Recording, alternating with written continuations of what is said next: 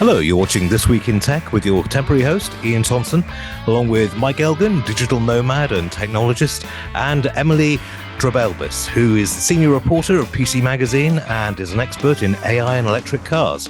Not surprisingly, we're talking AI and electric cars, but also the US Navy's security leaks with a Starlink satellite installed on a naval warship, and also the latest ideas when it comes to casual working. Should you be tracking your employees or not? All to come. Podcasts you love. From people you trust. This is TWiT.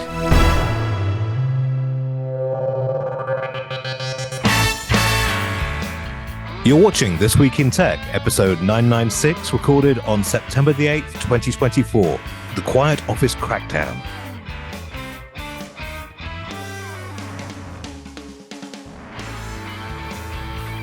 Hello and welcome to the Week in Tech, your chance to hear about the latest news from journalists up and down the field, and indeed up and down in different countries today.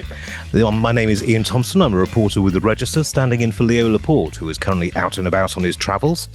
And we have an absolutely stellar lineup for you, coming from senior reporter on PC Mag. I've got to make sure I get this right. Emily Dreibelbis? Perfect. Okay, fine. The only time we'll have to say it so far, so we don't want to get that one wrong. Now, you're an electric car maven based out of New York. It's been a great beat to be on over the last couple of years, I would have thought. Yeah, it's a fun one, obviously changing a lot. And then I also do AI, so I'm very busy. Yeah. Yes, very busy indeed. And joining us from Barcelona, of all places, Mike Elgan, and who you probably remember as the former presenter of Tech News Today here on the channel, but who is also columnist, author, prolific journalist, and currently traveling the globe, trying out different foodstuffs and introducing them to others. How are things in Barcelona, Mike?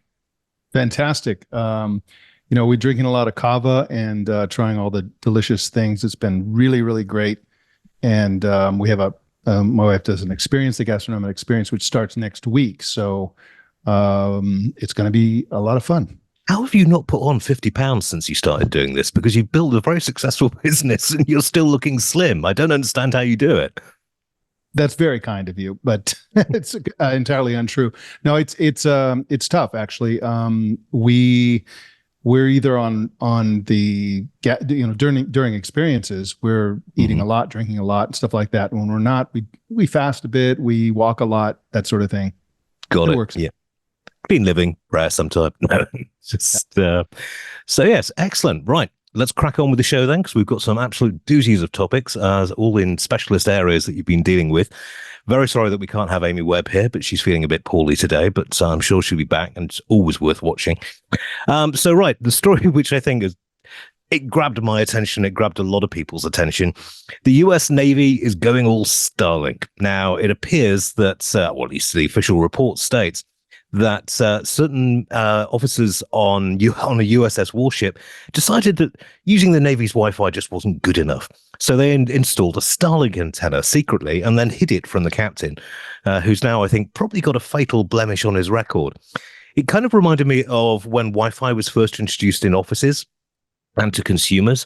And if you didn't want to use the office Wi-Fi, far too many people were plugging in sort of unpatched, unmonitored routers just to get their own, particular trend on this.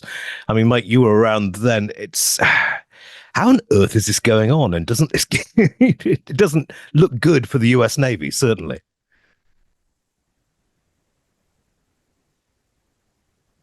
Well, Mike, I think you've muted yourself. Sorry about that. What's interesting to me is I really don't understand how it works on a ship, right? That's sort of tossing in the waves and so on. How does it maintain line of sight with satellites? I've also seen people who've maintained a Starlink connection on their cars. Mm-hmm. So, but it is a fantastically this story you're referring to of the sailors. It's a fantastically insecure thing to do, and there's a lot of U.S. adversaries use all kinds of consumer technologies to track troop movements. If you remember years ago, they were able to determine that where the secret special forces bases were in Afghanistan because they saw Fitbit data of people running around doing laps around the base. and it was just a matter of hacking that data. In this case, who knows how secure this stuff is, but clearly a horrible, horrible idea. But I think that the illicit use of Starlink, whether it's in the Navy or anywhere else, is going to be a big, big deal. I know that in Cuba, for example, been there a few times. There's a hidden underground of putting a satellite dish on the roof, and then the person who manages to get that satellite dish charges all the neighbors, and they get Spanish language American programming at Telemundo, all that stuff.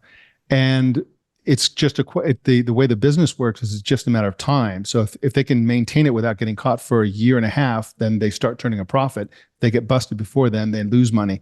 And so all over the world where you're trying to prevent people from getting access, this is going to be a big deal, and Starlink is ideal for this kind of thing in certain ways. It's Indeed. not for the Navy. I think it makes the U.S. Navy look worse in a little bit of a different way, not as much cybersecurity. It's just like, how do we pay so much in taxes and so much money goes to this organization, and they can't get secure high-speed internet on their ships for their people? I mean, that's just crazy. There's some disconnect between Silicon Valley, or I don't know if Musk even puts himself in that camp, and the U.S. military. And the military used to be the most technologically advanced. I mean, like absolutely 20, 30, 40 years ago. And now the tech industry has kind of taken over in terms of innovation and speed of that. And I think this just highlights, it's just crazy that the military would be so far behind, really.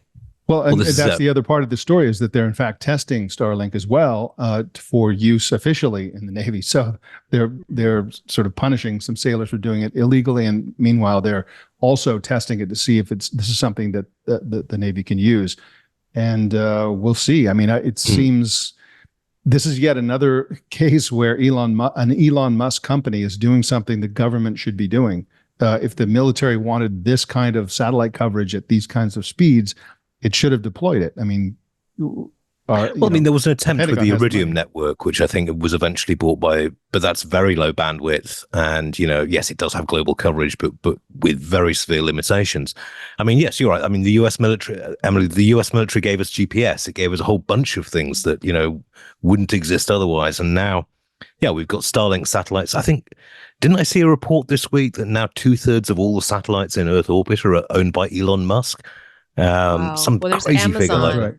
Amazon has the Project Kuiper. I'm not sure what proportion are Amazon, what proportion are Starlink, and what proportion are like Chinese, because I've heard there's just a huge amount of just debris out there, satellites. I don't know what the other option is for the Navy. Like, what do you guys think? Is it just Amazon? Well, is it Starlink? Yeah, they have specific satellites that have to be aimed, and they're very expensive and they're very difficult, and you have to they kind of essentially timeshare them with other military operations. And so who knows? Back to your question, the actual the Amazon version is a fraction of what Starlink is in terms of the number of satellites. It's 5% or something like that, and they're trying to catch up. The Chinese are working on it. Iain, you may be old enough to remember when Bill Gates had a startup called Teledesic. Oh, yes. Trying to do this. It never went anywhere. It's been a great idea for a long, long time. And Elon Musk's SpaceX has been the first, Starlink being a division of SpaceX, to actually do something that actually works, and it's high speed and fast and all that kind of stuff. So I mean, it helps if you actually own the rockets to go up there. But I mean, this is also something that Jeff Bezos is working on, and I'm sure Amazon would very much like to use his services, but it's not quite there yet. Right. It's also funny just to imagine, what are they using that internet for? Like, I think in the article, the example was they streamed the Super Bowl. So I think it's just quality of life on the ships. There's got to be some high proportion of time that members of the military are not doing anything, and they just want to talk to a loved one. They want to go on Netflix. They want to just live kind of that civilian life. And I suspect mostly it would be used for that. Well, that's exactly right. That this you have this division of the Navy called surface warfare. That means you're on ships, right? And these big aircraft carriers, big battleships, you think, oh, they're at sea, the sky and all. No, they don't see the sky for months. Most sailors don't go to the above deck for most of their deployment. It's miserable. It's like being in an underground bunker or something like that. and it's difficult enough to recruit during peacetime, during Right. a fairly good economy when young people have other work options, and so trying to demiserabilize the experience of being on a ship has got to be a priority for them. It's even worse on a submarine. I met a submariner once, and he was saying that, their emails are actually censored before they get to the ship if they're away on long deployments, because if a family member dies or a family member is very sick, it's going to lead to everyone getting upset. And so, those kind of things are censored. Of course, if you're in a submarine, then getting Starlink is not going to work in those circumstances. But yes, it was, I guess it's a case of technology finding the way. And, it's the way these systems work. And we actually, speaking of Starlink, we've also got this backwards and forwards going on in Brazil. Now, Mike, have you made it down there on your travels? I have many years ago. It seems Brazil's. It's an amazing country. It's a beautiful place, and I do think this whole thing has been fascinating to see. Because just to explain, can you just explain to the viewers what's going on? Because basically, it seems like we've had a very fast backtrack from Mr. Musk on this one. Yes, kind of. Basically, what happened was that a Brazilian judge ordered some accounts that were associated with the former President Bolsonaro and spreading disinformation. They ordered X to remove those accounts in Brazil, right? So they wouldn't be visible to Brazilian citizens. Musk refused, and so they went to the next part of the process. Would you bring the Brazilian representative of X, a lawyer usually, before the court so you can scold them and all that stuff?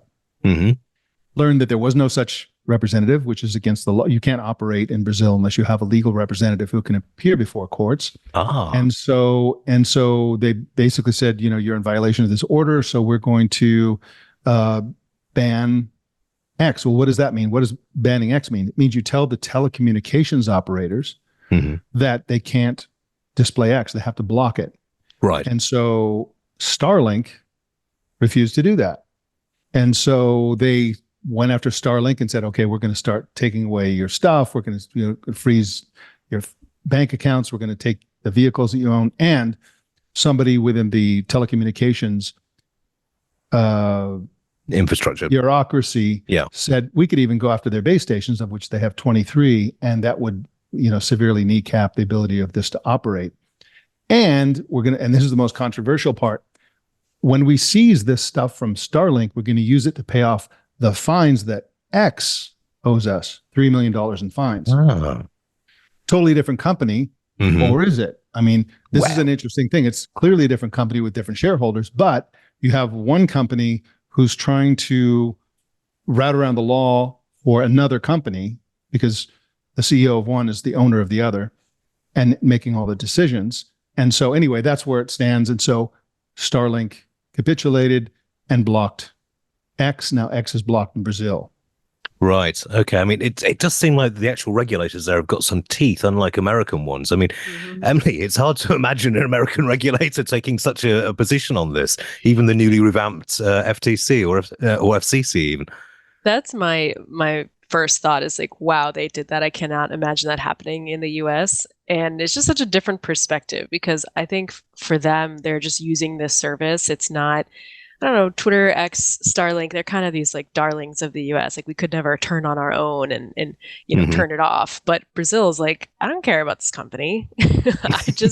Our people use it. I mean, there is an issue there. Is there too much government power if the people are loving the service and using it for good? And how can the government just shut it off? And I think that's the central issue here that Musk is also reacting to. But yeah, just my first instinct was exactly what you said, Ian. I was just like, wow. All right, that's different. It's a different place there. Well, and the roots of this is very different as well. So in Brazil, they had a January 6th type event where people stormed the Capitol on behalf of the president who lost an election. And unlike here, they really went after everybody, including the president. So here we're sort of, it takes us years and years to do any of that stuff.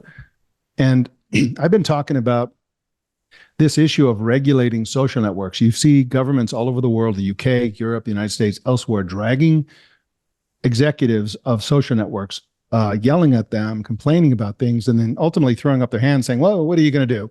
And Yes. Brazil is actually doing it. They're actually saying, they specifically said, Elon Musk, just because you're rich, you're not above the law. And the judge in the case, Andre de Moraes, called Elon Musk a supranational entity. And this is Interesting turn of phrase. absolutely. And so I wrote a piece about this because I think this is an emerging thing that exists in our world that never existed before. I call them supranational oligarchs because basically with a combination of SpaceX and X and Tesla, somebody like Elon, and billions of dollars, somebody like Elon Musk doesn't really have to obey the law all the time.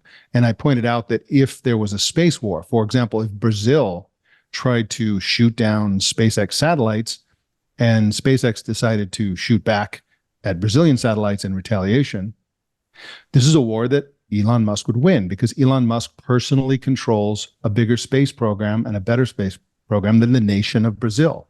And so you have these people who are rising in power who have nation state-like power and ability. They have, like I said, space programs. Other people that fall into this, for example, if you remember, we're talking about disinformation swinging the social networks. In 2016, the biggest threat was from Russia, from a company, a privately owned company called the Internet Research Agency, working on behalf of its client, Putin, right? And that's the same guy who owns the private army, if you recall, who attacked Russia itself. Well, he did own. I mean, he's currently the world record leader on the least successful skydiving operation after his plane mysteriously went boom. Normally they fall out of windows, but I guess they made an exception. Yeah, it is more traditional for defenestration, certainly, but this is an individual with a massive global influence operation and an army. Is one guy who owned that. Okay, another one is we're talking about so Jeff Bezos is another potential one. Space program, media empire. Plus he could, if he wanted to, kind of tweak what kind of books people read, don't read, get exposed to, get pointed to. And then I'm sure we're going to talk later in this episode about Telegram and its CEO. We're coming to that next, in fact. Good call. Yes. Yes. Yeah. But here's another guy, Pavel Durov. He's a semi-supranational oligarch. This is a guy who has citizenship in 4 or 5 countries. And he didn't even have to go to France. If he never went to France, he never would have been arrested, and all the things we're going to talk about never would have happened. And he, in fact, at any time could flee France, never be caught. He'd just go to another country that he's a citizen of, including Russia. Probably not a great idea. The Russians are not fans of Telegram. So we have the rise of these multi-hundred billionaire people.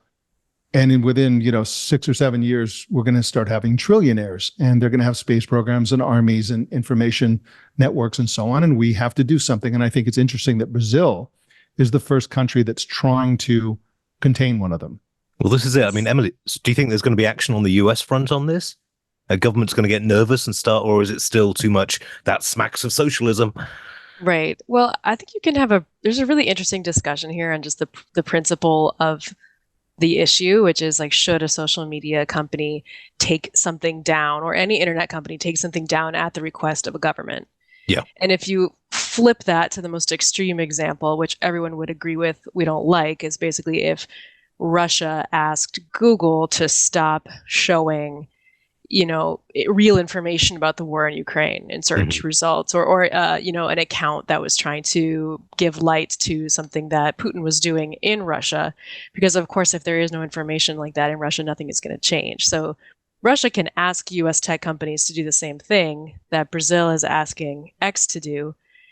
So I do think they're different situations, but I mean, I think that's just the principle. And I do think that Russia should not be allowed to do that.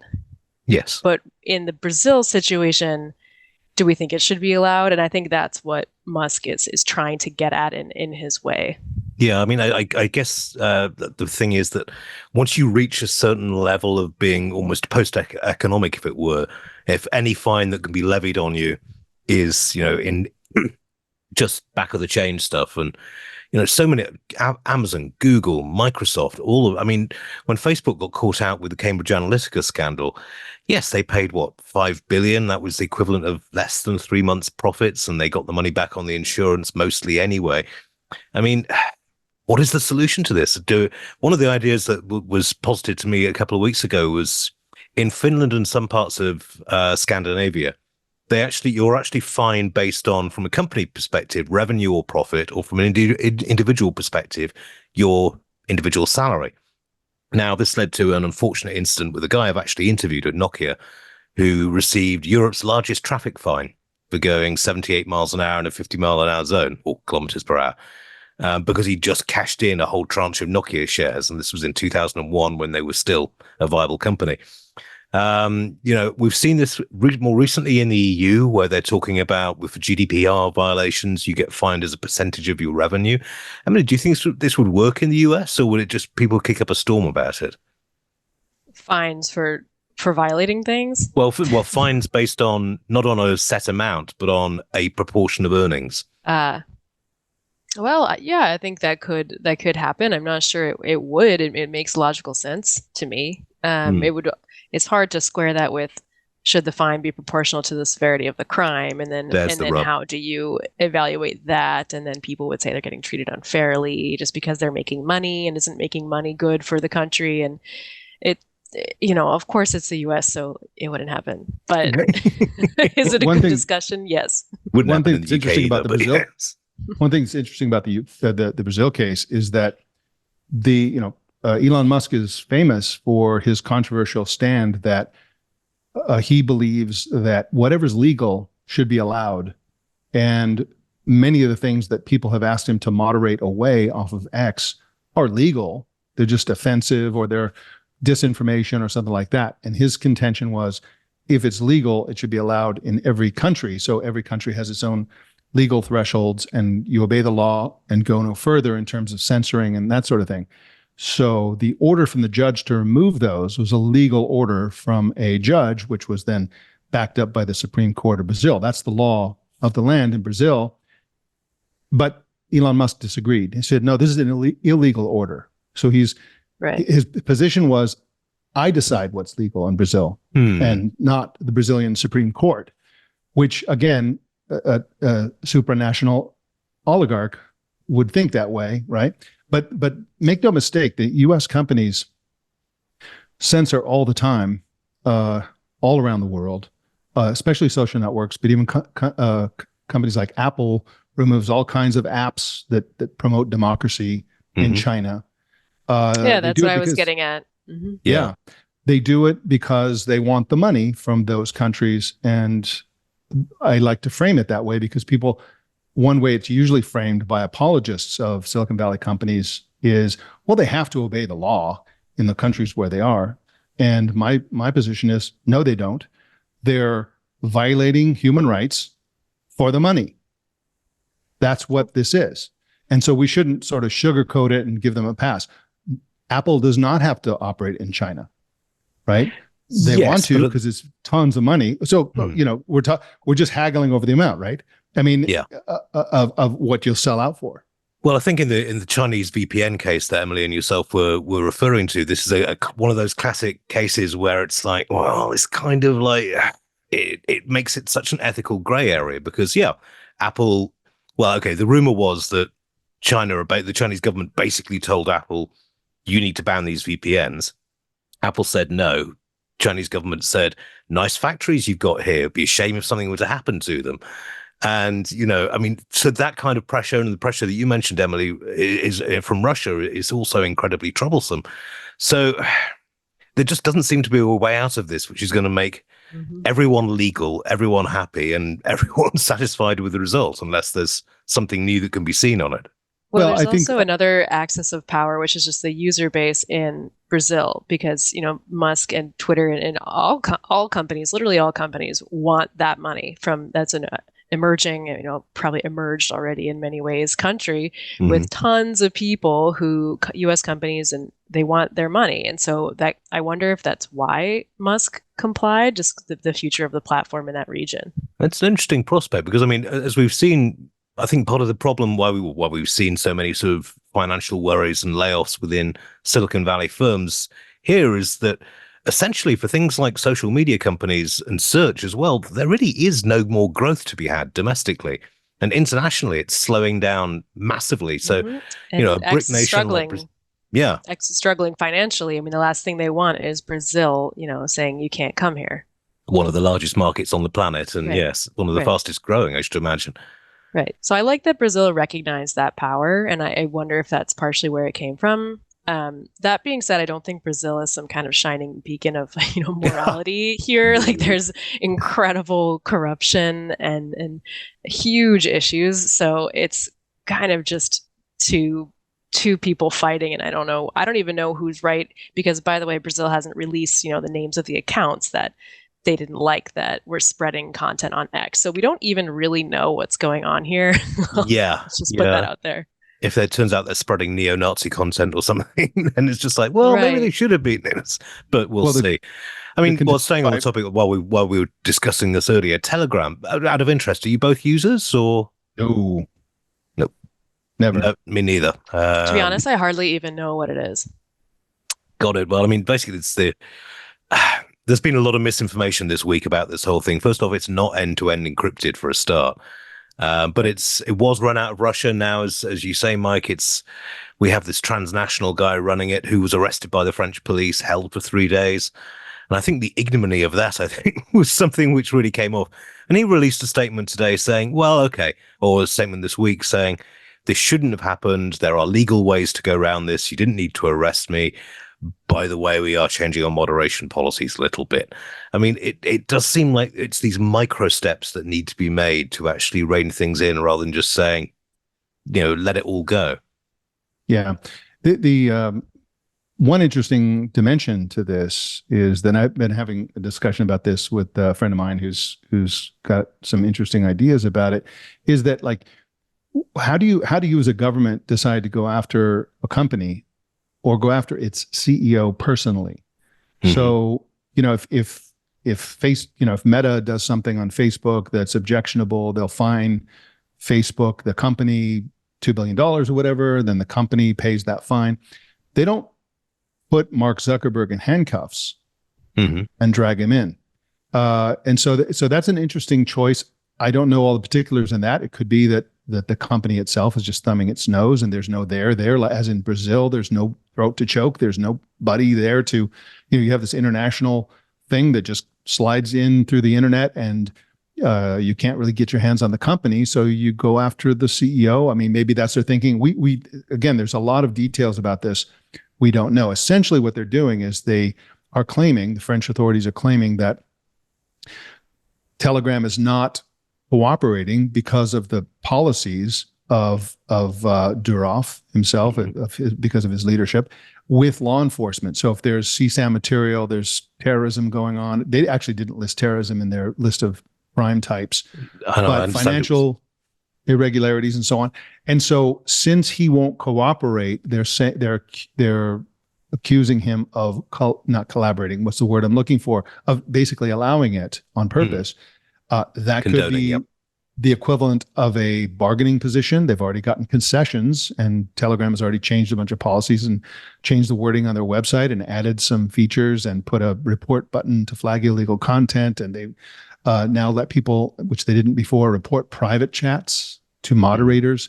And so it's already had an effect of changing Telegram and how it works. And maybe that was the aim. But again, like the Elon Musk case, we don't really have all the particulars. The French government is not really talking. It's an ongoing investigation, so we really don't know all the details. Well, it's interesting. Sorry, Emily. Go ahead. You started. I just figured there was an interesting parallel in how the AI industry is developing at the moment, because obviously this is something you cover a lot. And, we've now had most of the major players in AI saying, yeah, okay, some kind of regulation is something we'll accept. I should imagine there's been some frantic lobbying going on and talk behind the scenes. Does it seem like the AI companies themselves are getting behind the idea of, maybe just a little bit of oversight wouldn't hurt? For me? Yeah. Sorry. Yeah, so I mean, I wrote about Anthropic was like, yeah, okay, we should be regulated, and it should be the bare minimum, just testing before you launch something, different protocols to make sure that you haven't released some pure evil into the world, basically. And then who else was? I mean, Elon Musk. I mean, he tweeted about that he was in support of regulation in the California bill. It's certainly a far less developed opinion, just a tweet, whereas Anthropic wrote, a multi-page letter laying out all the issues and why, regulation was a smart idea. Mm-hmm. I did think that in that particular case, Meta and Google and OpenAI were not a fan of the California AI bill. Oh, I'd heard they'd come around on it, but I may be wrong on that. Okay, well, I think I might be out of date, and I know it passed, and they're just waiting for Newsom to approve it or not. Yeah. Yes. Who cares if they approve of it as well? Like, they're not going to want to be regulated. No. So there's also that.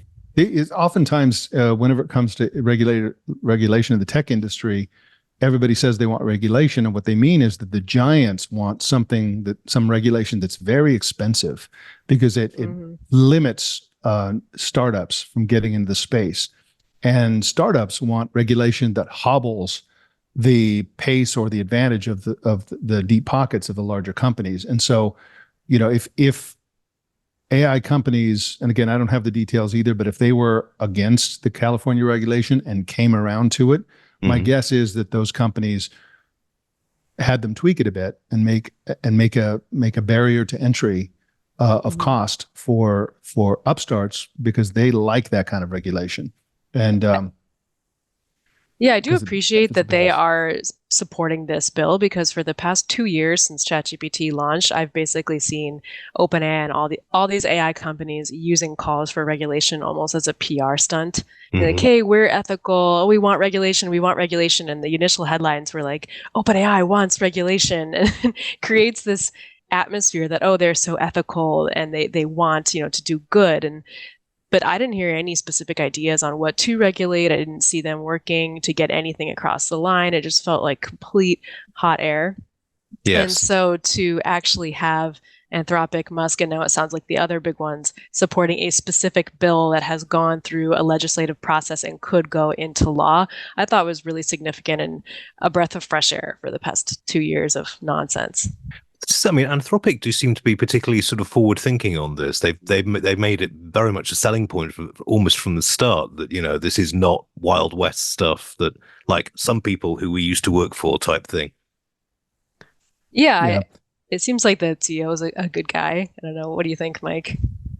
Yeah, they have been aggressive at harvesting content without permission. Ask for forgiveness, that sort of thing, which is a major issue in the industry. They just go and grab stuff, and if somebody complains, maybe they'll hash out a deal. OpenAI was not able to get a deal with the New York Times. The New York Times sued them, but that was just basically, that they didn't like the terms and the negotiations they had, so the New York Times turned to a lawsuit. So this is a big deal, which to me is not. Ultimately not going to be a big deal about the copyright of content that's used to train these models. Because again, the chatbot element of AI is nice, but the real power of AI is all these non-chatbot things. Also, it's not necessarily large language models. It's small language models pushed out to the edge, to the end user as far as possible. And that there's a lot of effort behind, in the hardware industry to be able to facilitate that. So the place when people think of AI, they think of generative AI chatbots trained on huge data models. Well, that's cool, that's nice, and all that stuff. But I'm looking forward to the cure for Parkinson's disease. I'm looking forward to all these other millions of other things that AI is going to bring to us.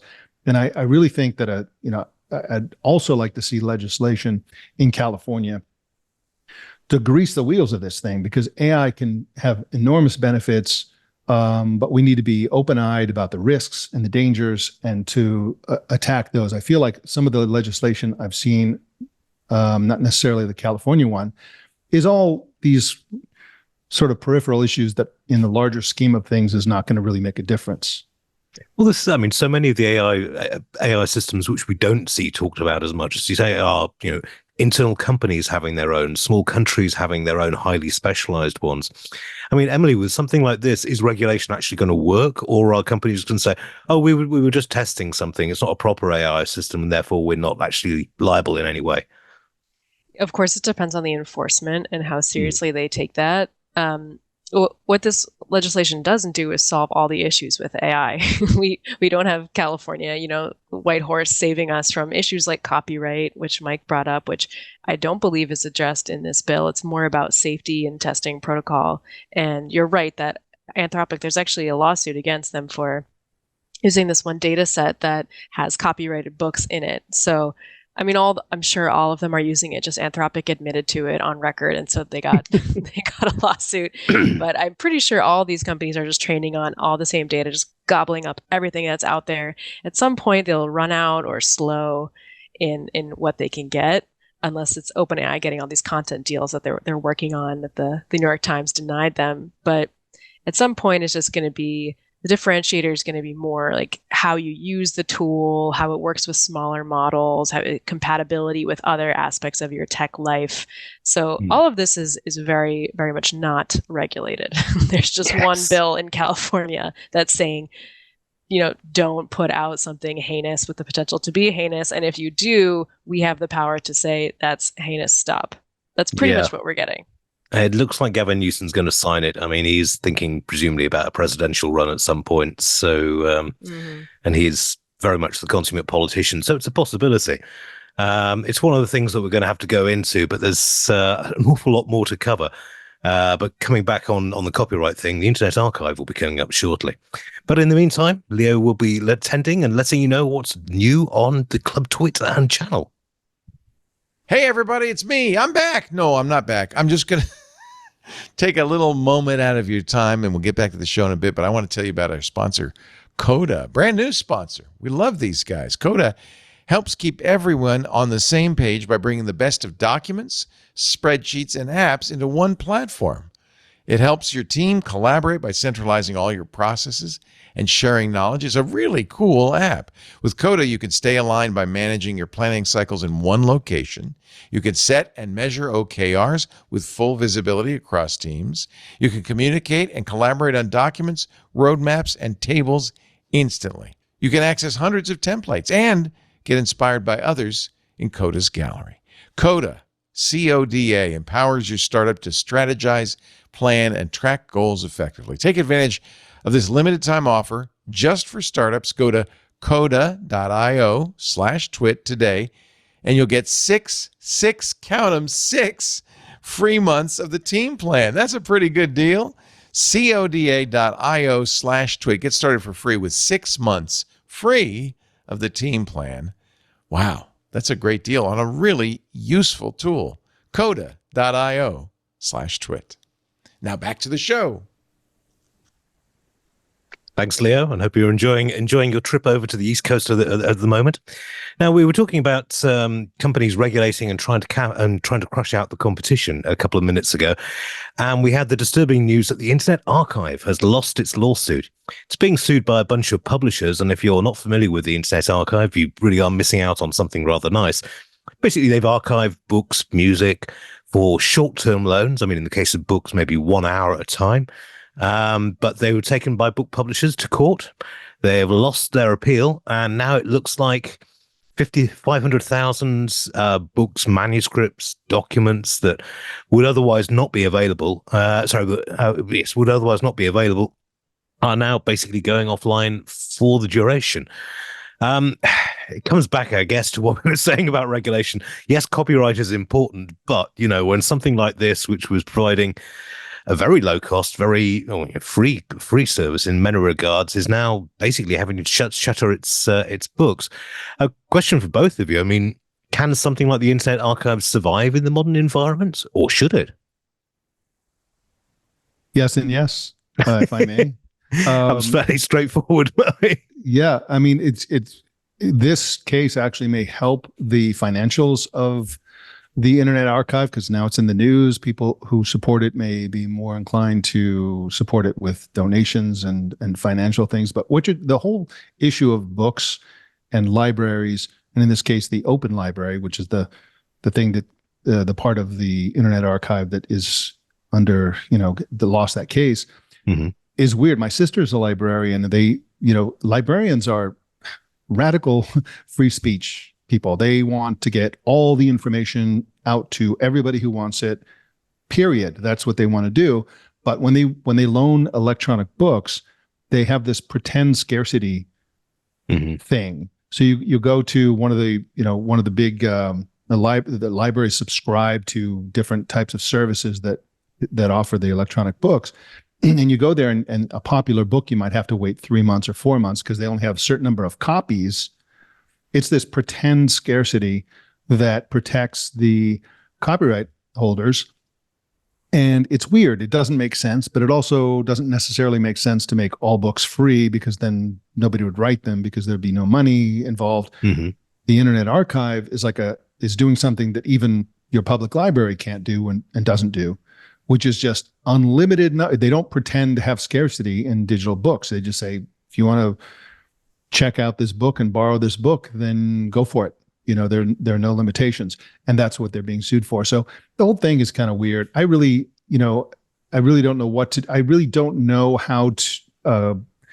In a perfect world, all libraries would have unlimited books for unlimited amount of loaning. 1 million people could borrow a book, and also authors would make a living. But I'm not sure how those things go together.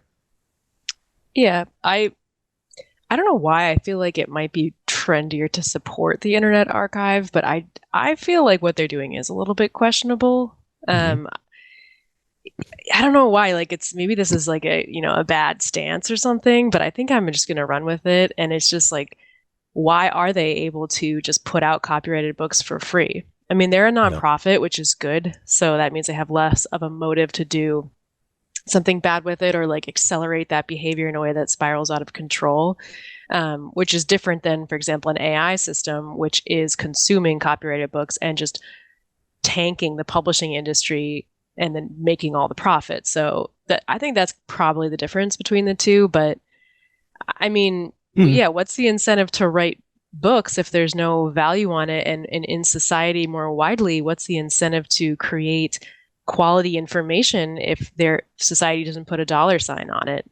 And it just, the whole internet has kind of like brought us down on the internet quality. And maybe this is a way to start putting it back up. And that's how I feel about it. No, I mean, you made me think about it in that you work at PC Mag now. I used to work at PC Mag when it was a print publication. And in the UK, we charged about £3 or £4 for each month's issue, and people paid that, and it funded, the PC Mag labs, which were internationally recognized as being damn good at what they did. So if people are giving this stuff away for free, then where's the funding going to come for that? Exactly. And I mean, I have some familial influences too. My dad was a publisher his whole life, and I grew up learning about the history of that whole industry and just seeing it kind of go down. And there's just something weird going on where we have access to more information, but we don't feel smarter. So yes, what's going on? There's some interesting psychological research saying that stuff that you read online, you retain for much less long, and it's sort of in and out, as opposed to if you sat down and read through a textbook or a novel or something like that, it would get more entrenched in the brain patterns. And you take it more seriously and you think about it more. And I mean, Mike, I take your point about librarians, because I've known a few and they are absolute badasses when it comes to freedom of information. And the Internet Archive is a non-profit. It's run on a tiny shoestring, and it does have an awful lot of books that you couldn't get elsewhere. You couldn't even buy. But at the same time, to the point that Emily raises, and which I kind of agree with as a journalist myself, if people aren't willing to pay for content, then where's the incentive? I think that my gut feeling tells me that they should at least follow something similar to what the libraries have to follow. There should be some kind. So you have a international bestseller that just hit the market. It's a hot new book. Maybe you do what libraries have to do, where you set up a system where you have to wait for that one. But that book that's out of print, that was printed 100 years ago, that's precious, let the 3 people who want to read that in an unlimited way. I think there's a happy medium. And ultimately, as I understand the Internet Archive, a big part of what their mission is to retain things and basically not allow, like the Wayback Machine, for example, to not allow us to lose stuff that was put on the internet. Okay, well, so unlimited loaning of hot new books that just hit the market doesn't seem directly in line with that particular part of the mission. I could be wrong about that, but it seems like it is important for them to digitize all the books that they can and also to make them available. But the unlimited part, I think, is the part that is, I would personally like to see that, but I think if libraries are limited, they should also be similarly limited. Yeah. I mean, it's problematic, but I mean, it's, as you point out, we are losing colossal amounts of data, colossal amounts of content, simply because if it goes out of print and it's not online, a family relative who I can't name because he'd kill me, used to work at Abbey Road Studios, and there, for example, they have Beatles bootleg or Beatles mastering stuff, which can only be played once because they've only got the hardware and the heads on the tape machine to actually play it once at any kind of like decent quality. Now, in those kind of circumstances, obviously what they did was rip the best quality copy they could, but then they're not going to put that out because, it's until, the remaining Beatles decide to let them. But we are losing a colossal amount of content. There is talk that all the stuff that was stored on microfiche and tape, for example, is going to be lost within the next 20, 30, 50 years, maybe. It's going to be a colossal sort of loss to humanity. But yeah, letting a library do it in a sensible way seems to be, the way forward on this. Yeah, So I majored in history in undergrad. I went at Columbia, and I remember they took us all into the library one day, and we met with the Columbia Rare Manuscript librarians. We saw all these incredible archives, and they brought us into this room, and they were like, by the way, a huge amount of history is being lost because it's not being recorded on the internet. And all of us, history nerd students were just aghast, like, what? All the history is being lost?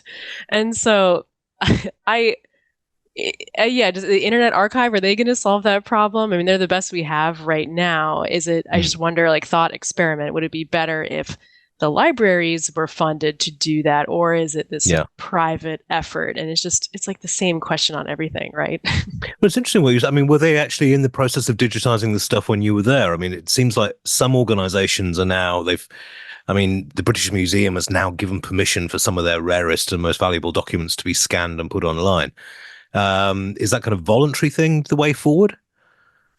Yeah, they do. They do make a lot of efforts, and I'm sure there are tons of efforts going on around the country and in the world to do that as well. And it's not just the Internet Archive. I mean, they've been doing this for forms of documentation and different types of technology, way before this. There's other forms of publicizing things that are not on the internet that would have gotten lost that, libraries and others are keeping going. So they'll keep doing their thing. I mean, I just suspect they don't have the technology or, the means in a lot of ways to do what the Internet Archive is doing, or they might focus on something special. So like the Columbia Archives, they have tons of stuff about New York City, right, during World War II, or just specifically what was happening in New York, like throughout history. And that's kind of like their focus. Or if they have some rich alum who has, this and that connection to Abbey Road Studios like you, and you want to donate that one thing to like the Columbia Archive. So they have these treasures. So it's different. It's different than the Internet Archive, and the Internet Archive spans just this huge reach. So I think that's why we talk about it in these discussions. Indeed. Well, if we're talking about actually paying for copyright and those sort of things, we had another story this week where I got to say, part of me was kind of impressed with this person, and part of me, the more you read into it, the more it's just like, she sounds like a bit of a scumbag, but still. The FBI has busted a museum I think it was a musician in South Carolina, who has been using AI to create music in conjunction with a couple of other people. then putting up on Spotify. When he first tried it with his own music, he couldn't make enough to live on. So instead, he got this automatically generated music, put it on, released a bot army to start downloading it and streaming it from Spotify and other services. And by some reports, was pulling in 1.2 million a year from this by the time he was finally collared. Is this the future of paying for content actually going to people like this? The wrinkle in this story is that he had set up bots to quote unquote listen to it. So the downloads were his own bots. That's the most shady part of what he was doing. I mean, if he was putting out music that people are enjoying and downloading because they liked it so much, I think, that'd be great, right? He was doing 661,000 streams per day. Yeah. And how many songs did he make? I mean, it was just like hundreds of thousands of songs. And if they were good enough songs that people would, put them in their playlists and stuff like that, great. But it was just mostly bots. So it was just he was the producer, the consumer, everything, and just extracting money.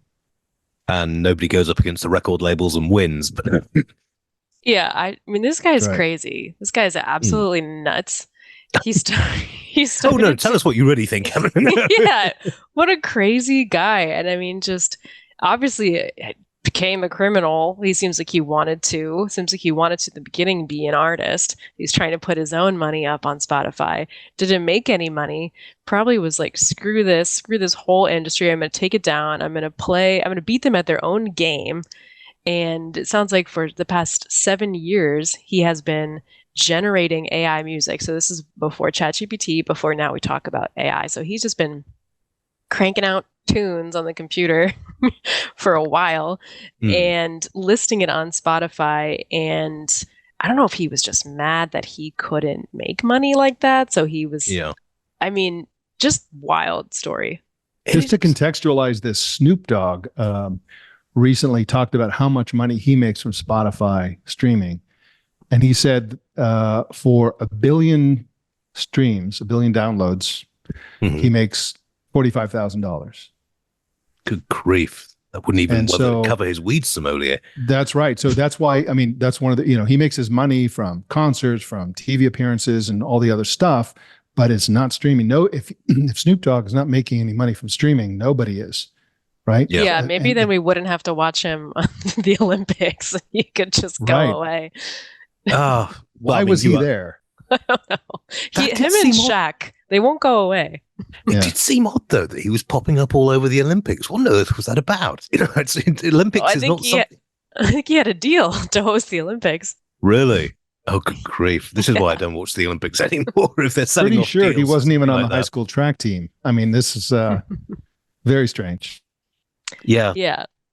I mean, Spotify is definitely... Okay, I wouldn't say Spotify is definitely ripping off artists, but I went to see an old guy called he's an old guy these days. He's 70, called Midjure, who used to be lead singer of Ultravox. And he was saying, one of the things he really misses about the past was royalties, because if you were a band member, you could have like 4 or 5 smash albums, and that would basically cover your pension fund, just in terms of royalty payments. But with the advent of streaming, there's a lot of old bands out on tour again of late. I've noticed Duran Duran has been around. Morrissey is still touring, of all things. New Order have been touring, but I have to say we went to see one of their gigs, and the voice just isn't there anymore. But this is a similar issue where it's like, now we have access to all this music. It's so amazing. We love it. We pay $8 a month for it. Yet the music industry is in shambles. So we're getting access to more low quality music. So it's the same type of thing I was saying with just books and information on the internet. We're getting access to so much of it, but now we all complain about how it's low quality. And this is Benito. Hi. This is actually a subject that is near and dear to my heart. This is something that I talk about a lot with Leo. And Spotify as a company they're the ones kind of responsible. Them and the record companies are the ones responsible for really fleecing artists at this point. And Spotify is also starting to do this, starting to get a little shitty with the AI music of their own creation. Like they're starting to make their own, putting it out.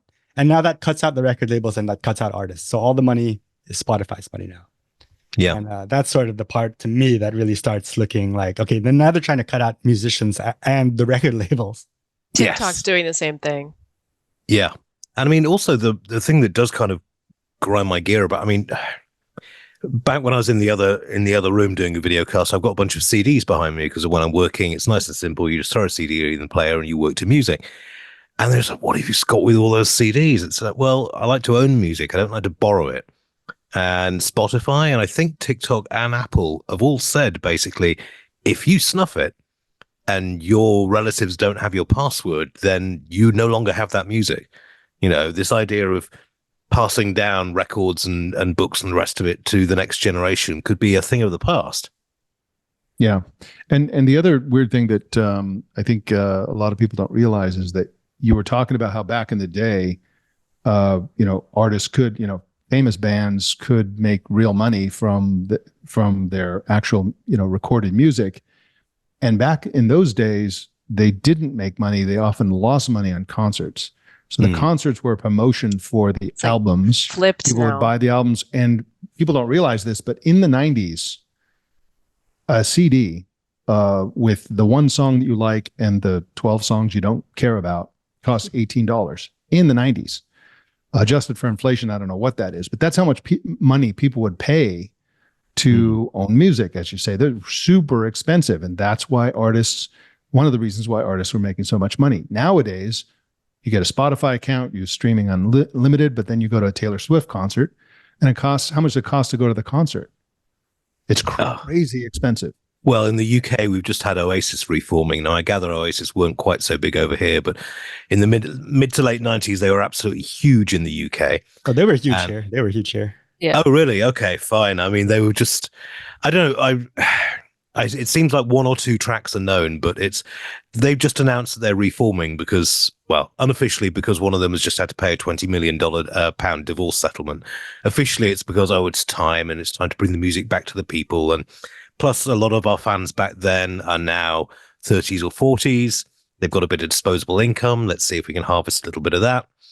So, of course, they went to Ticketmaster, which applied what do they call it? Disruptive pricing is the polite way for it. It's kind of like AIs don't get it wrong, they just hallucinate.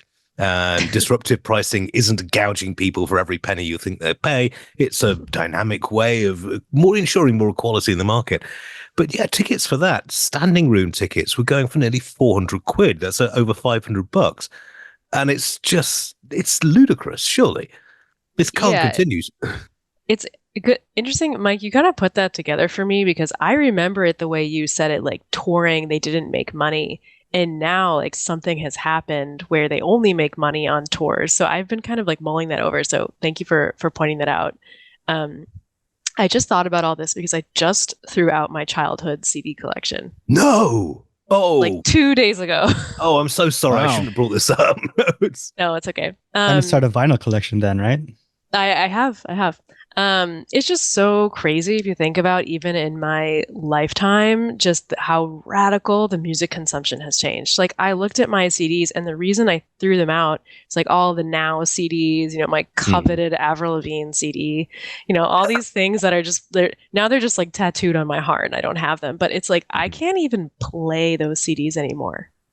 Like No, I don't have a CD drive in my computer. I don't have what do you even call it, a boombox? Like that doesn't even exist in my brain anymore. So it's like in just a couple decades, like just my entire consumption has changed, and that has got to be like one of the fastest, swiftest just change in how we operate, to the point where I just threw it out. There had no other option, really. What am I going to do? Frame it on my wall? That'd be weird. What am I going to do?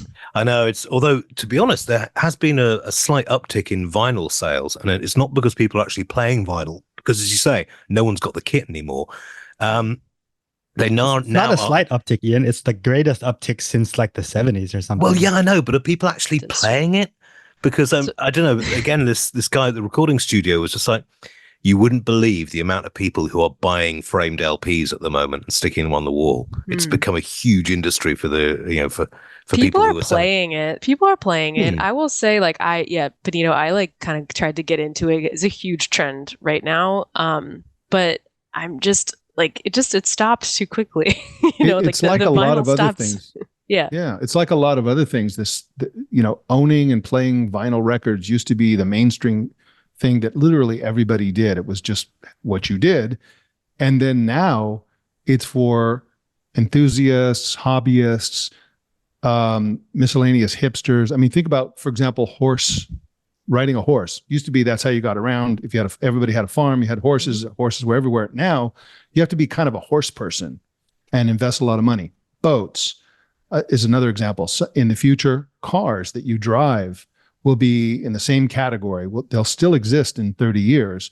Most everybody will take self-driving cars and sort of like passenger drones. Yeah. But people will still drive their old Ford around because it'll be an expensive hobby for super enthusiasts. And that's essentially where we're at with vinyl.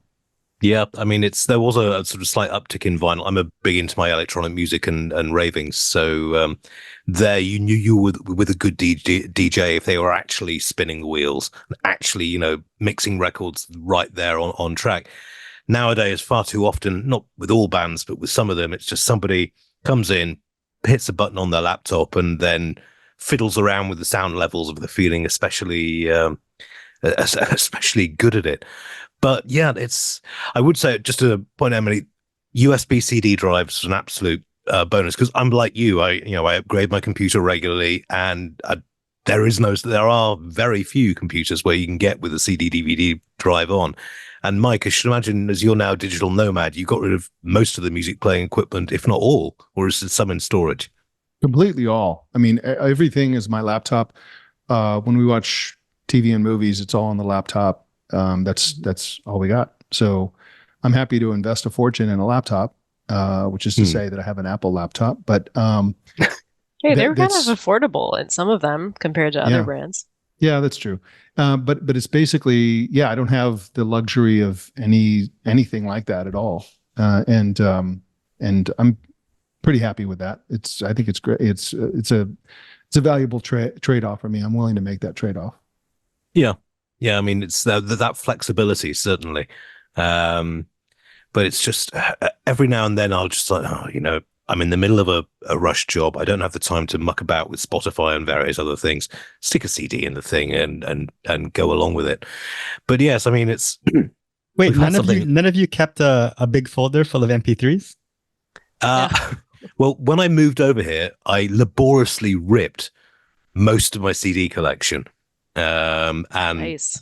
left it and said, well, yeah, very nice, but I didn't back up the portable hard drive that I ripped it onto. Not so nice. I had like two gigabytes of music and just gone, Oh. It was, luckily, I mean, the CDs were still in storage, but it was, let's just say, my then girlfriend, now wife, learned some interesting British swear words that day. But yeah, I mean, this is something, as I say, we are going to have to deal with, though, because, patterns are changing, but I don't see, as to your point, Emily, people aren't happy with the quality of music they're getting by and large, and musicians just can't make it pay. It seems, it's unless you're selling these mega stadium tours.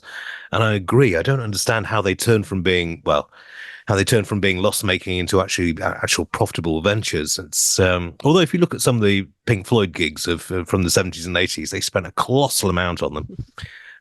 But yeah, I mean, we could be out of the golden age of music. I mean, I think it's all on life support right now a little bit. The arts just got to keep going, ride the AI wave, and anyone who can support should is kind of where we are. I can't help but think that technology, which has caused this problem entirely, is also the solution, because there's got to be some broad-based movement towards something like Substack for musicians and artists to basically mix their own or hire people, collaborate with 2 or 3 people to put together music and publish it directly with whoever's publishing it getting a small cut instead of the other way around, where the artist gets a small cut. I'd love to see some sort of thing by a company like Apple. Of course, that will never happen because they're going to want way too much of the money. But I'd love to see somebody build a platform that is not where the music itself is not controlled by studios, by any of the rest, and it's directly controlled by people, and not like a company like Spotify, where they can publish things, keep 90% of it, 95% of income. Does anything like that exist? Yeah, Should it's it? called What do you think? Bandcamp. Bandcamp, but is that really Well, broad? Patreon based? as well, I think, would work on that front. Yeah. Although it's, I don't know, I just, you keep on hearing from Bandcamp and from, Patreon and others that some people are making, 10,000 a month from this. But it's kind of like YouTubers or Instagram influencers, it's like, yes, there might be a dozen people who are pulling in megabucks, but there's an immensely long tail of people who are just like, what did I earn this month? Ooh, $3.20, The problem is that basically, people just use Spotify or something like Spotify. The vast majority of music listeners just do that because it's easy. Same reason we use Amazon, because they have our credit card and it's coming tomorrow. So just do that. But I'd love to see a broad-based embrace of like away from Spotify, because it's really, I think that's the problem. Yeah. It's been a mission of my life, but it's like impossible because everybody loves it and it's so cheap. Mhm. I use Spotify. I mean, I'm saying all these things. I use Spotify. One interesting thing in the music world I have done is I have started taking guitar lessons. Oh, so excellent. that's been like 6 to 8 months of that. And that's cool because I'm actually directly supporting the musician who teaches me. So he kind of uses me to make money to fuel his, tours and things. So I don't know what really compelled me. I wonder if all of this stuff kind of fits into it, like wanting to get back to like something real, get back to something offline, something unique, you can't hear, something just not so perfect and available on the internet. Probably was part of it. Hasn't been auto-tuned to death and back and run through focus groups to see who liked what and the rest of it. This used to be what making music was about. But on the concert thing, I was attending a Billy Bragg concert of all things a couple of years back. And he makes an awful lot of money with CD sales simply because he comes on at the end of the show and goes, by the way, I'll be signing at the back and you can't sign a digital file, or at least not in any way that you could show anyone else. So, well, good luck on the guitar stuff. What kind of material?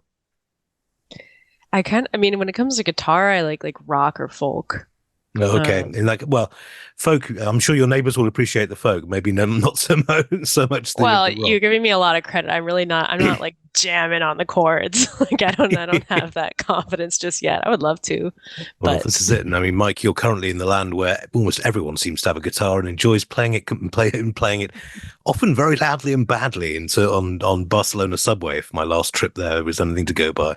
Yeah, and yesterday my wife and I were walking across town, and there was a sort of an open park where they had a concert stand set up and all that stuff, and they were playing, and man, they were good. The guitar playing, there's like 3 people playing acoustic guitar at an incredible speed. It was really phenomenal, and it's just part of the culture here. It's just really incredible what they do with guitars around here.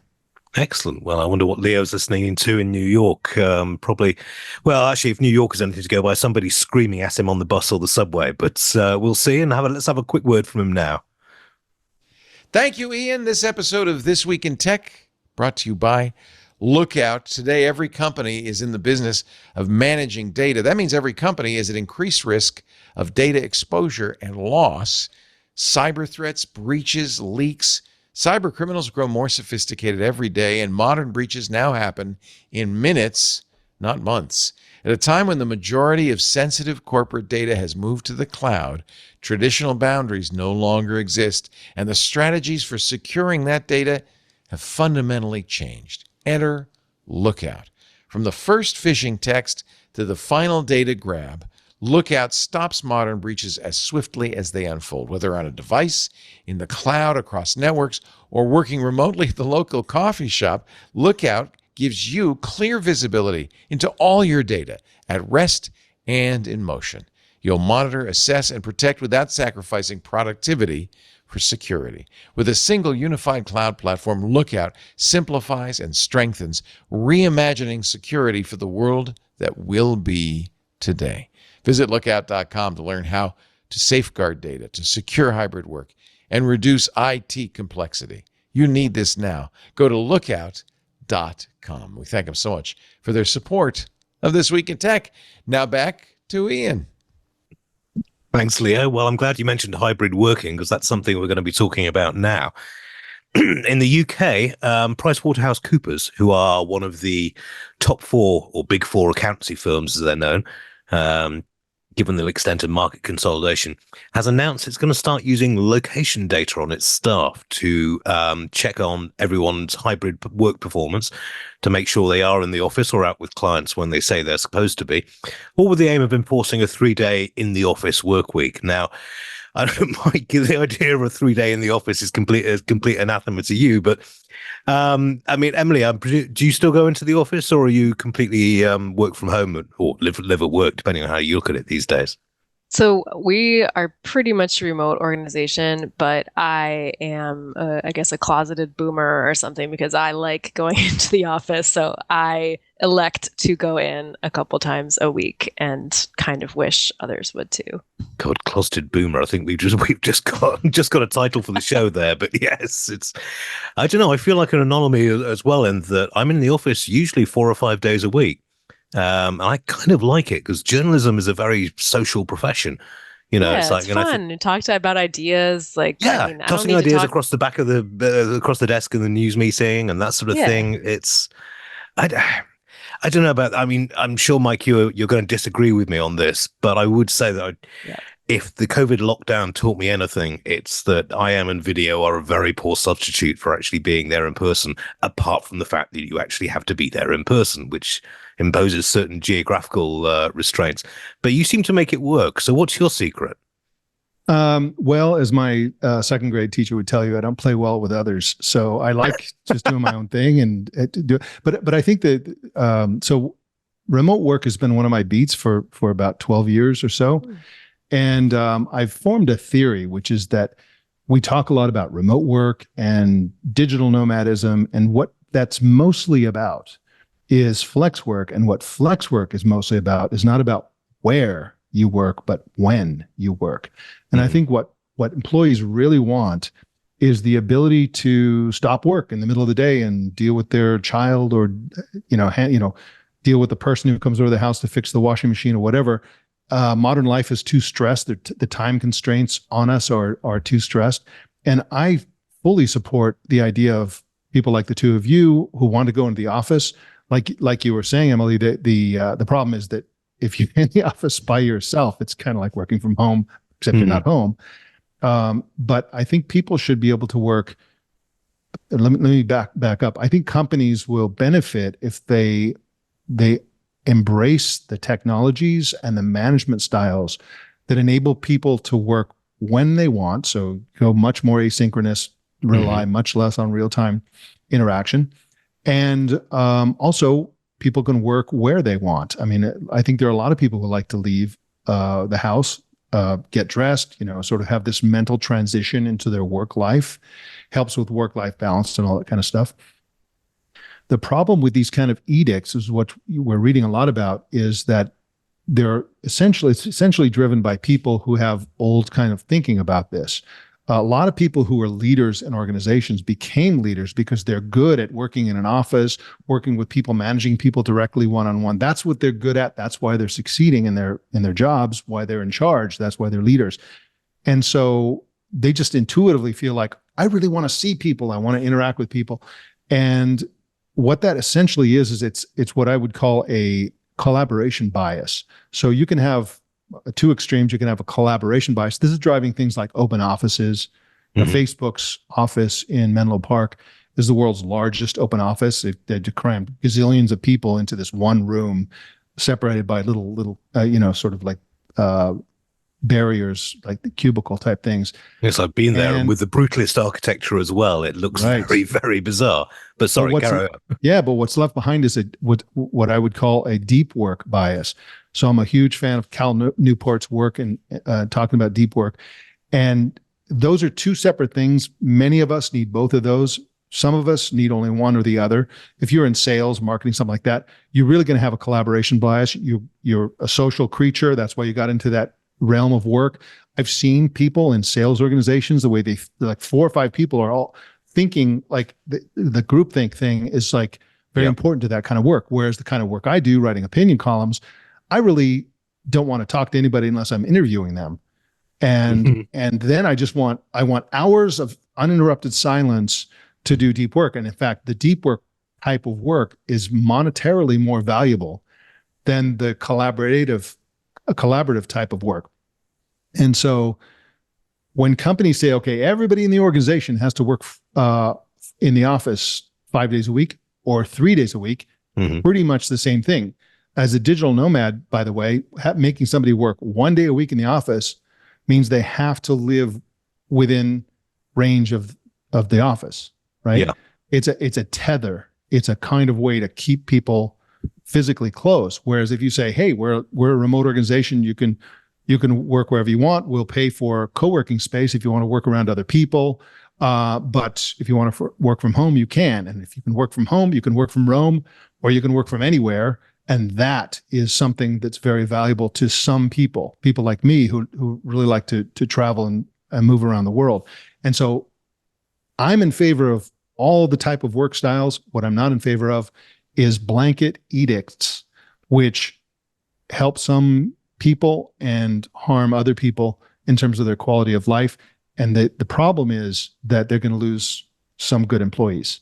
Well, this has happened already when Apple introduced its edict to get everyone back into stuff. They actually lost their head of AI over that, which is an incredibly important position. I mean, it's... Well, but there you go. The truth is that companies like Apple and others who have these edicts are also advertising for remote work jobs, because there's certain types of jobs like that one, they should have done it on this one, where the person is so valuable and they're so difficult to hire, and they're so, the competition wants them. You see this a lot in AI, that they'll basically just say, hey, we know you're going to want to work remotely, so this is a remote position. That they do that in private on the job boards. In public, they have this edict because the rank and file employees they want in the office. So even the most strident back to work edict issuers are actually somewhat hypocritical on this point for the really valuable rare positions. I was going to say Oracle were very keen on this, and yet Larry is spending an awful lot of time in Hawaii at the moment. So, it's one rule for one and one rule for the other, it seems. But I mean, Emily, we were talking earlier about there is an advantage in sort of collaborative working from a journalistic perspective, in that you can toss these ideas backwards and forwards. I mean, are you seeing any indication on your side on the East Coast that this is actually gaining some ground? Because certainly in California, which was very laid back about such things, we're really seeing a serious crackdown now. Yeah, I haven't heard of too many crackdowns like this. This PwC story almost feels like a year old to me or something. Like like a year ago, it was like, oh, they're cracking down. Everyone's coming back to the office. Now it's like this quiet crackdown where you just hear more and more friends being like, oh yeah, I'm in 3 times a week. Oh yeah, I'm in 4 times a week. And I'm like, oh, wow, really? And I'm still I'm a remote employee, although, like I said, I go in. I think you're right, Mike, that it is really beautiful that now we have ability for different work styles. And there are certainly situations and types of people who really thrive not going in 5 days a week. Off the top of my head, personality types, like you're saying, non-collaborative fields where it's just really more productive to just put your head down and go. Software engineering comes to mind. Also, if you have a medical issue, or if you are raising children, and you're taking care of an elderly parent and you need to be on call, any on call at home that you have to be really thrives. I do think that there's something sad that we don't, people aren't seeing the value of congregating together in an office. Like there's something really off with that. I mean, that was supposed to be the whole thing, that why we made cities, why we come together, why we have friends, why we have families, why was the point of getting together? Because there's some kind of social and intellectual capital that we can get from each other. And there is just something off to me that's not happening in an office environment. And I don't know if it's a mismatch, but everyone just hates their job and now we're learning it, or the way offices are set up are just not supporting that human behavior. To me, there's just something wrong, that like it's a huge outcry where it's like, oh, I have to congregate with other people that I work with. Like, I hate that. Like, why do people feel that way? Yeah, I think there's also a sort of a slightly wider point in that with the growth, in particular of electronic communication, a lot of people just don't seem to feel comfortable, particularly post-COVID, with that kind of level of personal interaction. I mean, I was over seeing family on the East Coast a couple of weeks ago, and the extent to which my niece uses her phone to actually make phone calls compared to everything else she does on it, it's got to be down third, fourth, maybe the fifth most common thing she uses it for. And this just seemed to be a generational thing. And I don't think this is just a COVID thing. There must be some technological reason behind it. Yeah, well, I mean, so many thoughts. First of all, Emily, quiet crackdown. I love that phrase so much. It's as a counter to quiet quitting, I guess. But the thing is that, we here in the United States, or over there in the United States, I'm in Spain. It's a culture of extreme workaholism, essentially, and we. I know so many people. Well, I'll give you an example. Some of the people that we meet when we're abroad who join our gastronomic experiences, a few of them haven't traveled much because their whole career they've had 2-week vacations. We had this couple of entrepreneurs who owned some small retail shops and hadn't taken a vacation in 25 years or something like that. And so we've been conditioned, I feel like, to a certain extent, to get our social life from work, in addition to our healthcare and all the rest. I think it would be much healthier for us to have a professional relationship with the people we work with, for the most part, and have a social life outside of that, with our neighbors and all that kind of stuff. But again, as Iain pointed out, since COVID, people have become introverts and sort of like socially uncomfortable and all that stuff, and that could be helped by people going back to the office. I don't know. I just think that we should pursue relationships outside the office. We need to do something about our workaholism culture. And many of the people who, like you're pointing out, who may be taking care of somebody or they have responsibilities during the day, most of those people are willing to work late at night, through the weekend, whatever it takes, as long as they can be there for the person they have to do the things they have to do. And again, this is part of that workaholism culture. But there's got to be a way where we're not relying on our companies for social life, and meeting our future spouses and all that stuff. Most people used to meet their spouses at work. Now it's, I don't know, it's dating apps or something. It's basically apps at this point, as far as I can tell. If you approach strangers on a dance floor or in a bar or something, then you're likely to get very short shrift. Yeah, and I get arrested. I've worked in for much of my career. I've worked in newsroom type environments, and it's great. Like, there's certain aspects of the social part of that's great. I distinctly remember, a bunch of people that I loved working with, and a few people that I hated working with. And you take the good with the bad in those kind of circumstances, and you figure out how to navigate it. But I just feel like we're sort of in this between space right now, where I think technology will give us 90% of what we used to get.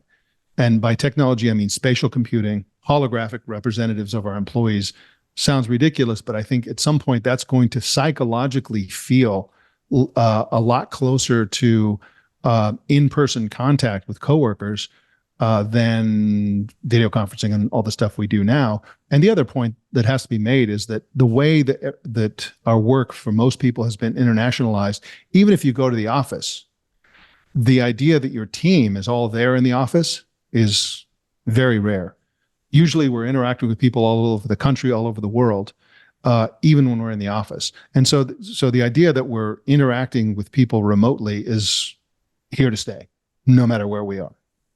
Yeah, it's here to stay. I think you make a good point with like the holograms and stuff. That would, I think, maybe be better than where we are now, because I feel like it's been 3-4 years since the pandemic, and I would say that video chats are not the same as being in person. And I think maybe we can all just agree on that. And in the beginning, it was like, oh, it's the same. It's the same. This meeting's the same. I kept saying everything's the same, right? This discussion's the same. Oh, an email's better. And it was like this aggressive, like effusive, nothing's changed. It's actually better. And I think it is not the same. And there has to be a time and a place for all these tools that we have. And now video calls are just one more tool in our toolbox, but I feel like there is absolutely a place for in person still. Our brains hate video conferencing because when we're on a meeting with 25 people, throughout the entire 2-hour meeting, no matter who's talking, 24 of those people are looking at me.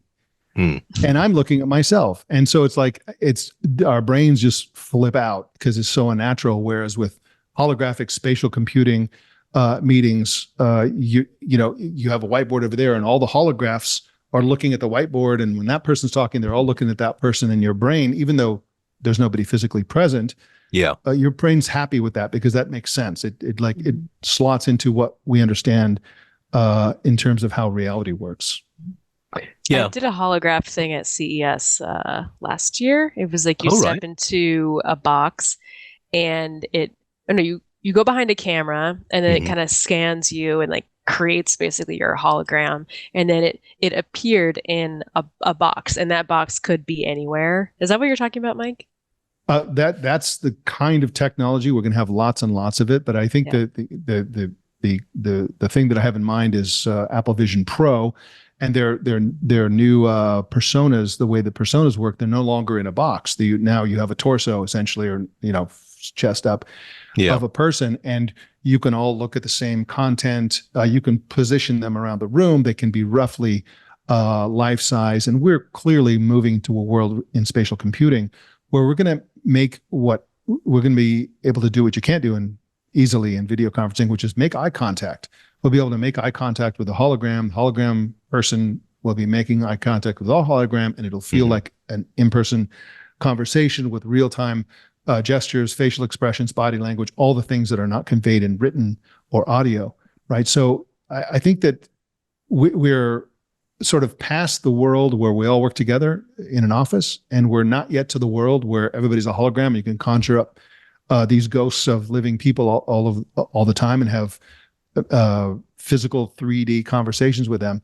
We're in the between period, and I don't think we should be giving up on it yet. I think we need to plow forward with the technology and get there as fast as we can. Unfortunately, if you buy Apple Vision Pro, it's going to cost you more than $4,000 by the time you actually run your credit card, and that's not going to fly for mass adoption. I'm not even sure the technology you had to use that is going to fly, though, because, I tried out the so-called metaverse when it first came out, and it was just like, this is, it's like Second Life, but not as good, and with all of these holograms, I get the eye contact thing, and body language, I think, is also going to be incredibly important. Emily, when you got this, was this a full body thing and you could interact normally and move around normally?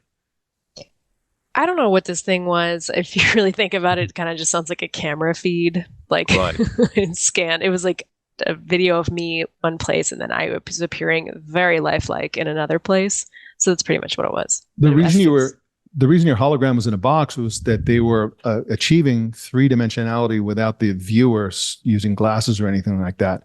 Where we're headed is augmented reality glasses that look more or less like regular glasses, where unlike Apple Vision Pro, we see the real world through clear glass, not as a video feed of the real world. What Apple is really doing is they're giving us augmented reality using virtual reality gear and high-end virtual reality gear. So it's video pass-through. And but again, as soon as everybody has the right kit on their eyes, we don't need the boxes. And we don't need VR goggles. What we need is a reduction in the price of manufacturing for high quality augmented reality glasses. And we're 3, 4, 5 years away from that, which is not to say that this year and next year, we're not going to see a lot of interesting products that are not quite ready for prime time in terms of social acceptability, in terms of the look of the glasses. They're too bulky. They look weird. There are a couple of companies that are coming very close, but mark my words, the thing that's going to replace the smartphone is augmented reality glasses. They're going to go wildly mainstream, and they will give us holographic FaceTime, basically. Yeah, I just don't feel the hardware. And I read your piece, and I've been looking around on this, but two big limiting factors that I can see. First off is battery life. because you've got to have a functional back. You can't be plugging these things in every 45 minutes or an hour or 2 hours. You've got to get a full working day battery life out of them. It's kind of like when laptops really became accepted as business tools, was when you didn't have to have the damn thing plugged in. Otherwise it would die on you within, if you're doing anything remotely difficult with it. I think the other big thing is, as you say, is social, because, are we going to get to a point where if you're not using this technology, it's going to be a career drag, as it were? Might be. I think, I don't know. That's an interesting question. I think what's really the most important thing, I think, in the short term about goggles of any kind, whether it's Apple Vision Pro or Ray-Ban Meta glasses, is quick access to AI chatbots and information. And what we really need is we need agentic AI, which is AI that's kind of like a chatbot, but is more governed by its own goals and objectives, the ones you gave it, right? Here's what I want you to do. I want you to look out for me, look around the world, see the opportunities, the stuff I like, the stuff I want to avoid, what I'm doing, where I'm going, help me out, give me turn-by-turn directions without me asking you to give them to me. That sort of agentic AI is going to be so valuable because it's basically empowers the individual person. And so, I love the cliche that's now, I think, something of a cliche, which is to say that, most people will not be replaced by AI in their jobs. They'll be replaced by a person partnering with AI. And I think so. I think that there will be a huge disadvantage for people who don't use this kind of technology. Oh, absolutely. I mean, as a journalist, I use an AI system at least once a day. I don't trust it particularly, but I'll use it for, to get ideas, do research, that sort of thing. I spend so much time fact checking, Perplexity. I know, I've got the same problem. Is this something you find as well, Emily?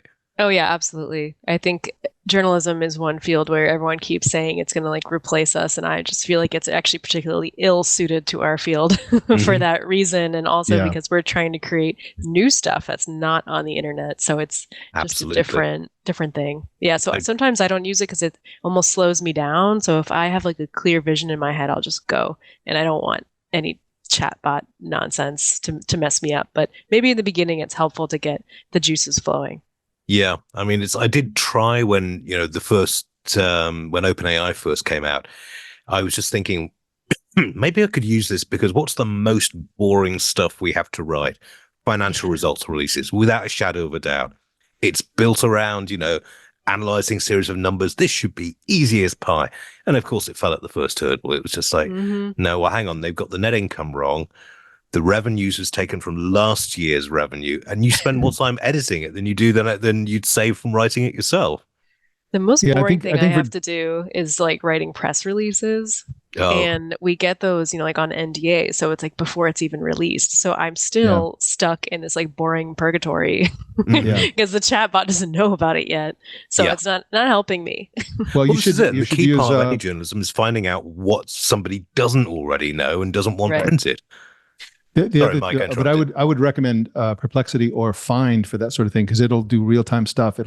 You can say, I'll only get this from YouTube, or only look at content that's been published in the last 24 hours, or here's a PDF and summarize it for me. Don't use any other source, and just look at this and give me the, explain this scientific paper like I'm a sixth grader.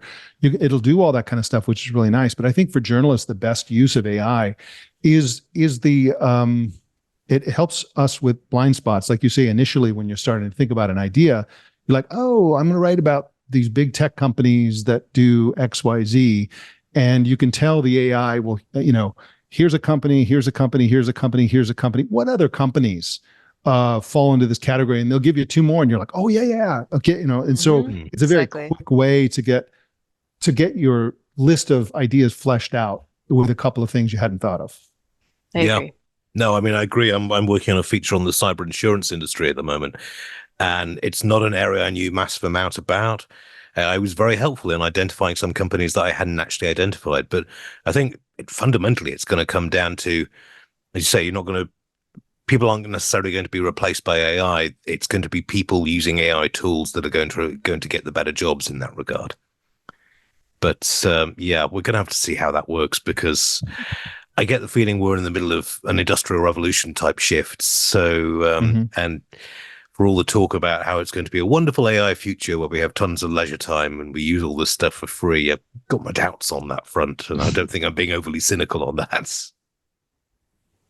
Yeah, But it's yes, going to we be shall- great for the companies. Oh yeah, And I'm We'll get a lot sure. more work out of us for the same money. But in the meantime, we've got other things to discuss. We've got a big review of the electric car industry, which we'll be leaning on you heavily, Emily, because we've had some moves this week. But first, we've got some words from Leo, fresh from his vacation abroad, over the other side of the country. This episode of This Week in Tech brought to you by 1Password. Do your end users always work on company-owned devices and IT-approved apps? No, of course not. So how do you keep your company's data safe when it's sitting on all those unmanaged apps and devices? Enter 1Password. They've got the perfect answer to this question. They call it Extended Access Management. 1Password Extended Access Management helps you secure every sign-in for every app on every device, because it solves the problems traditional IAM and MDM just can't touch. Imagine your company's security like the quad of a college campus. There are nice brick paths between the buildings. Those are the company-owned devices, IT-approved apps, managed employee identities. And then there are the paths people actually use, the shortcuts worn through the grass that are the actual straightest line from point A to point B. Those are the unmanaged devices, the shadow IT apps, the non-employee identities like contractors. Most security tools only work on those happy little brick paths, but unfortunately, a lot of the security problems take place on the shortcuts. That's why you need 1Password Extended Access Management. It's the first security solution that brings all those unmanaged devices, apps, and identities under your control. It ensures that every user credential is strong and protected, that every device is known and healthy, and every app is visible. It's security for the way we work today, and is now generally available to companies with Okta and Microsoft Entra, and it's in beta for Google Workspace customers. So you got to check it out at onepassword.com/twit. That's the number 1, PASSWORD, onepassword.com/twit. Okay, thanks for letting me interrupt. Back to the show. We're dealing with enormous monetary costs in terms of running these very large models and in researching the smaller ones. There's also, to be frank about it, the environmental cost. We've just had a report out this week showing that data centers are actually, vastly increasing their carbon outputs. Google and Microsoft have both had to admit they're not going to hit carbon targets based on this. Is there a smarter way to do that, or what are we likely to find a smarter way to do this, or is it still going to be throwing huge amounts of data in? Yeah, I've written about the carbon issue too, and it basically seems like we need to have more efficient computing. We need to have more efficient calculations. We need to have AI that's more selective in the types of information it sifts through for each inquiry. And it basically, the process of getting the information to the page needs to be a lot more efficient, because right now it's taking huge amounts of data centers and electricity to generate, an image. Your stupid little image request, like, a platypus playing hockey, is going all around the world and taking huge amounts of data, and that's absolutely absurd. So what we need is incentivize these companies to make cheaper, more efficient computations worth their while. That's what we need.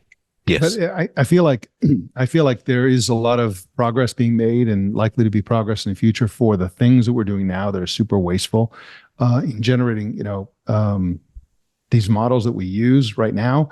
But I'm sure that Silicon Valley will come up with all kinds of resource hogging technologies to replace that. And that seems to be the trend lately. One thing that comes to mind is NVIDIA, which has a vested interest in lots and lots and lots and lots of NVIDIA chips working around the clock in massive data centers, churning away at stuff. And they have this amazing concept called physical AI digital twins. Essentially, their idea is that you take a robot for example, that's going to be working in a factory. And the way you do it now is a lot of trial and error. You get a big robot arm to like, pick up widgets and move them somewhere, do something like that. And, they train and train and train and train and train this robot. It takes months. And then they finally get it. And then the robot can do it. With NVIDIA's system, they basically build the robot in a virtual digital twin of that robot and the factory and the building and the temperature, and everything is physical AI. It has temperature, inertia, gravity. All these things are in this virtual model. And then you can do this training of the robots at 10,000 times the speed. They can practice something, 10,000 times in like, a couple of hours. And then once you've trained it with the software, you just take the software from the digital twin, you put it in the physical robot and it knows how to do the task. This is computationally gigantic. I mean, this is this whole idea of every factory, every car factory, every widget factory, every sort of thing having a digital twin that continues to live in perpetuity side by side with the physical thing, where you can model all these things in the factory with individual parts that if you replace a part on the robot, you replace a digital part in the virtual twin. This is computationally massive. And if this really takes off and everything becomes as robotic as NVIDIA thinks it will, and using the system to train it, I mean, it doesn't matter how many how much efficiency we can get for generating GPT and chatbots like that, because there's just so much more computation to be done with these things. Well, we would obviously need renewable energy. That goes without saying. Yeah. Yes, I mean, it's although data center operators don't seem to be that good at that sort of thing. I mean, we've had a number of data centers open up in Arizona, of all places. Now, I understand the tax benefits are great for the companies in the short term, but a little thing called water that you tend to need in large quantities. I think it was Facebook or one of the large tech companies also just announced plans to build a data center. But to do that, they were going to have to receive guarantees from the local power company who gets a certain amount of supplies. And it just seems like a very intensive process, and one which people aren't thinking through at the moment. Right, Nate. Yeah. I also just want to say, I don't know about you guys, what you just said about digital twin is incredible, but the phrase digital twin is like my pet peeve. Like, really? Like, you heard about this concept of like icks, like when you're dating, like, oh, when she chews their mouth open, like that's my ick. Like, I hate that. That turns me off from her immediately. Like, that's the concept of like an ick. It's like a thing on TikTok. Just like the phrase digital twin is like my tech industry ick. It is so jargony and like just drives me crazy. But I agree that it's very cool. So just rename it. It's my one request. It's used in different ways. Like the one that the usage that annoys me is when you're referring to a digital twin of a person. That bugs me a lot. A digital twin of like a factory doesn't bother me so much, but yeah, we'll change it because it bugs you.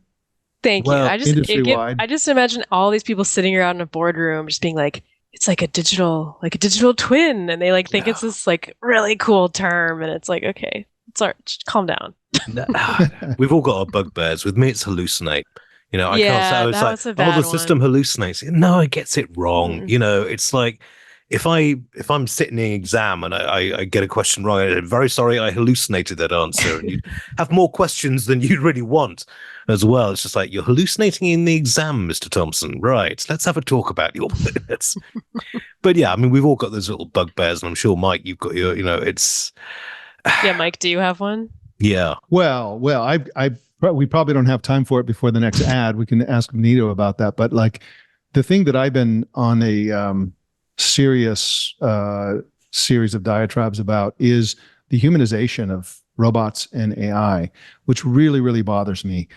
For example, there's a huge industry of humanoid robots that is coming online and actually being used in factories, from Tesla to, there's a bunch of, there's some companies like Tesla that are using their own. So I think there's a couple of Tesla robots who are like moving batteries around there's in a couple, the factory or whatever. Yeah. They're super inefficient. And I do not buy the justification that the value of humanoid robots is the fact that they can operate in spaces that are designed for human beings. They can sit in chairs, they can get in cars, they can open doors, they can do all the our spaces are designed for humans, and therefore a human-shaped robot that bends with elbows and has fingers and all that stuff can operate in those human environments. This is such baloney, especially for factories. Factories are designed for machinery mainly, but also people.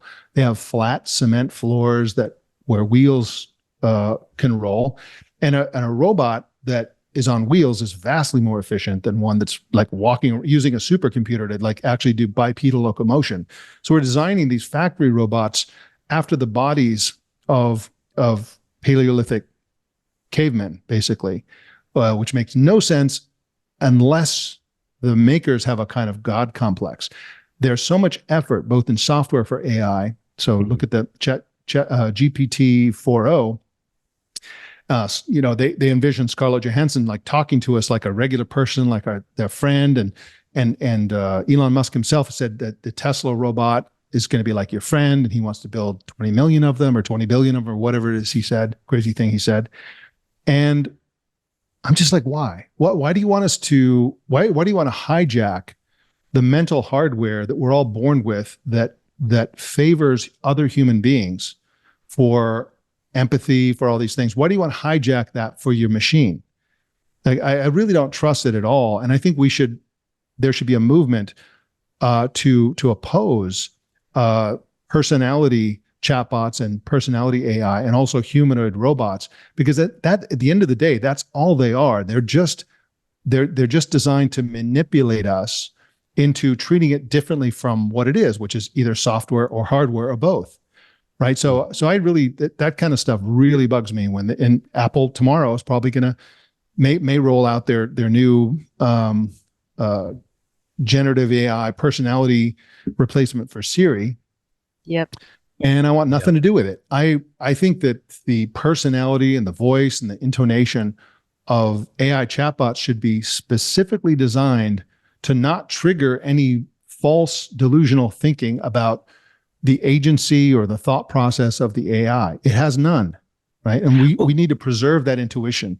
I mean, we're going precisely in the opposite direction of this. I mean, you mentioned Siri, but it's endemic across the space. When you're asking one of these devices to do something for you, it's inevitably responding with a female voice. Now, I understand the reasons behind that because, various psychological reasons, we are more likely to follow their instructions, which is why, when the US Air Force started doing in-cockpit warnings, they used a female voice because they figured they tested and found that male pilots were more likely to accept it. But a friend of mine has 2 daughters, and this makes him really quite, I wouldn't say angry, but he gets really quite verbose on this, particularly after, when it gets late into the evening, that he doesn't want his daughters thinking that that's exactly what, it's a woman, it's a woman's job to do these things. And as you say, we don't really want totally human robots anyway, because they're vastly inefficient. So we're evolved to be a bipedal running species on the savannah. It's just how that works in the common factory setting. I don't know. I mean, Emily, what's your thoughts on this? It seems like we're going in a variety of different ways, and all of them good. So many thoughts. Do we have to take an ad break? Yep. Do we have to? I feel like we need to dig deep into this. Yeah, I want to have let's take the break and come back. Hanging over my head. All right, then okay, let's throw down Apple Intelligence. No, that's fair enough. And also we should do the electric vehicle talk after the break as well. But yes, we'll do with AI first. But yeah, I mean, it's a lot of unruly stuff to talk about. I mean, it's we've seen various presentations on this. We're going to see one on Monday, as you say, with Apple. And once again, the hype is going to be completely over the top.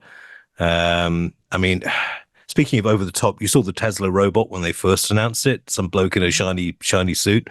Yep. Or presuming it was just, I couldn't understand the thinking behind that. I mean, was it just like, were you honestly expecting us to think, right, okay, well, it's a bloke, it's someone in a shiny suit, but well, I'll tell you my belief. My belief is that there are multiple motivations for humanoid robots. One of them is that so much of what happens in technology is just people trying to actualize the stuff they read in science fiction books when they were kids. 100%. That's why all the billionaires have to have their own space program and all, play with the rockets and all that kind of stuff. And They all also learned the wrong lessons from these books. Exactly Yes. right. Exactly. The metaverse is a dystopia, people. But I think the darkest and the darkest reason is if you make something that's kind of like a human, you're kind of like a god. Of course. And I think all, that's motivating. yes. It motivates, I mean, there's so much money in it, and it's just all this God complex, and that's AI is feeding it so much. It's like the productivity of the boss. It's all just a big God complex that does happen to be very convenient for the people who are using it. So it's this like Yes. toxic flywheel. They're kind of like people, but they obey me exactly. Yes, they work and will night never day rebel. for me. Mhm. Right. Yeah. One thing on the female voice that bothers me is that for some reason people want to say female voices are shrill or this and that. They don't like a female voice, and in the White House, they don't like a female voice as the CEO. They don't like a female voice in certain places, but they do like a female voice as like an AI assistant, and that's just there's something really just perverse about that. And like, make no mistake, that is not power for women. That is like just a further acknowledgement of women as this kind of like weird subservient thing. And so I'm all out on that. I don't like that. I don't think female voices should become like AI voice. That's just that's a no. Don't use my voice. That's why my son has a company that makes it's called Chatterbox. It makes a smart speaker that's voice interactive, has a button on it too, so it's not listening all the time. It only listens when you press the button. And he deliberately created uses a robot voice that sounds like kind of like a child, and you can't tell the gender. And I think that sort of thing, you can understand everything it said, this Chatterbox says, but it's not like, oh, this is a boy, this is a girl, this is a man, this is a woman. It's just clearly an American. It has an American accent, but it's has its own voice, and it has no gender and all that stuff. So I think it can be done, and my son Kevin has done it, and I think that's the way to go. Cool. Yeah, I like your idea too about making the AIs like kind of intentionally unlikable or not having a personality. It should be unnoticeable. You shouldn't stop and think, wow, I just feel really good about this. I don't know if you've used pi.ai. No. But it's a chatbot that you talk to, and it's extremely personality focused. And you ask it a question, it'll go on this long-winded answer, and then it'll ask you a question, and it tries to engage in this conversation. And it's always like kissing your butt. Oh, that's so smart. It's funny. Like, oh, it's always, and that just bugs me.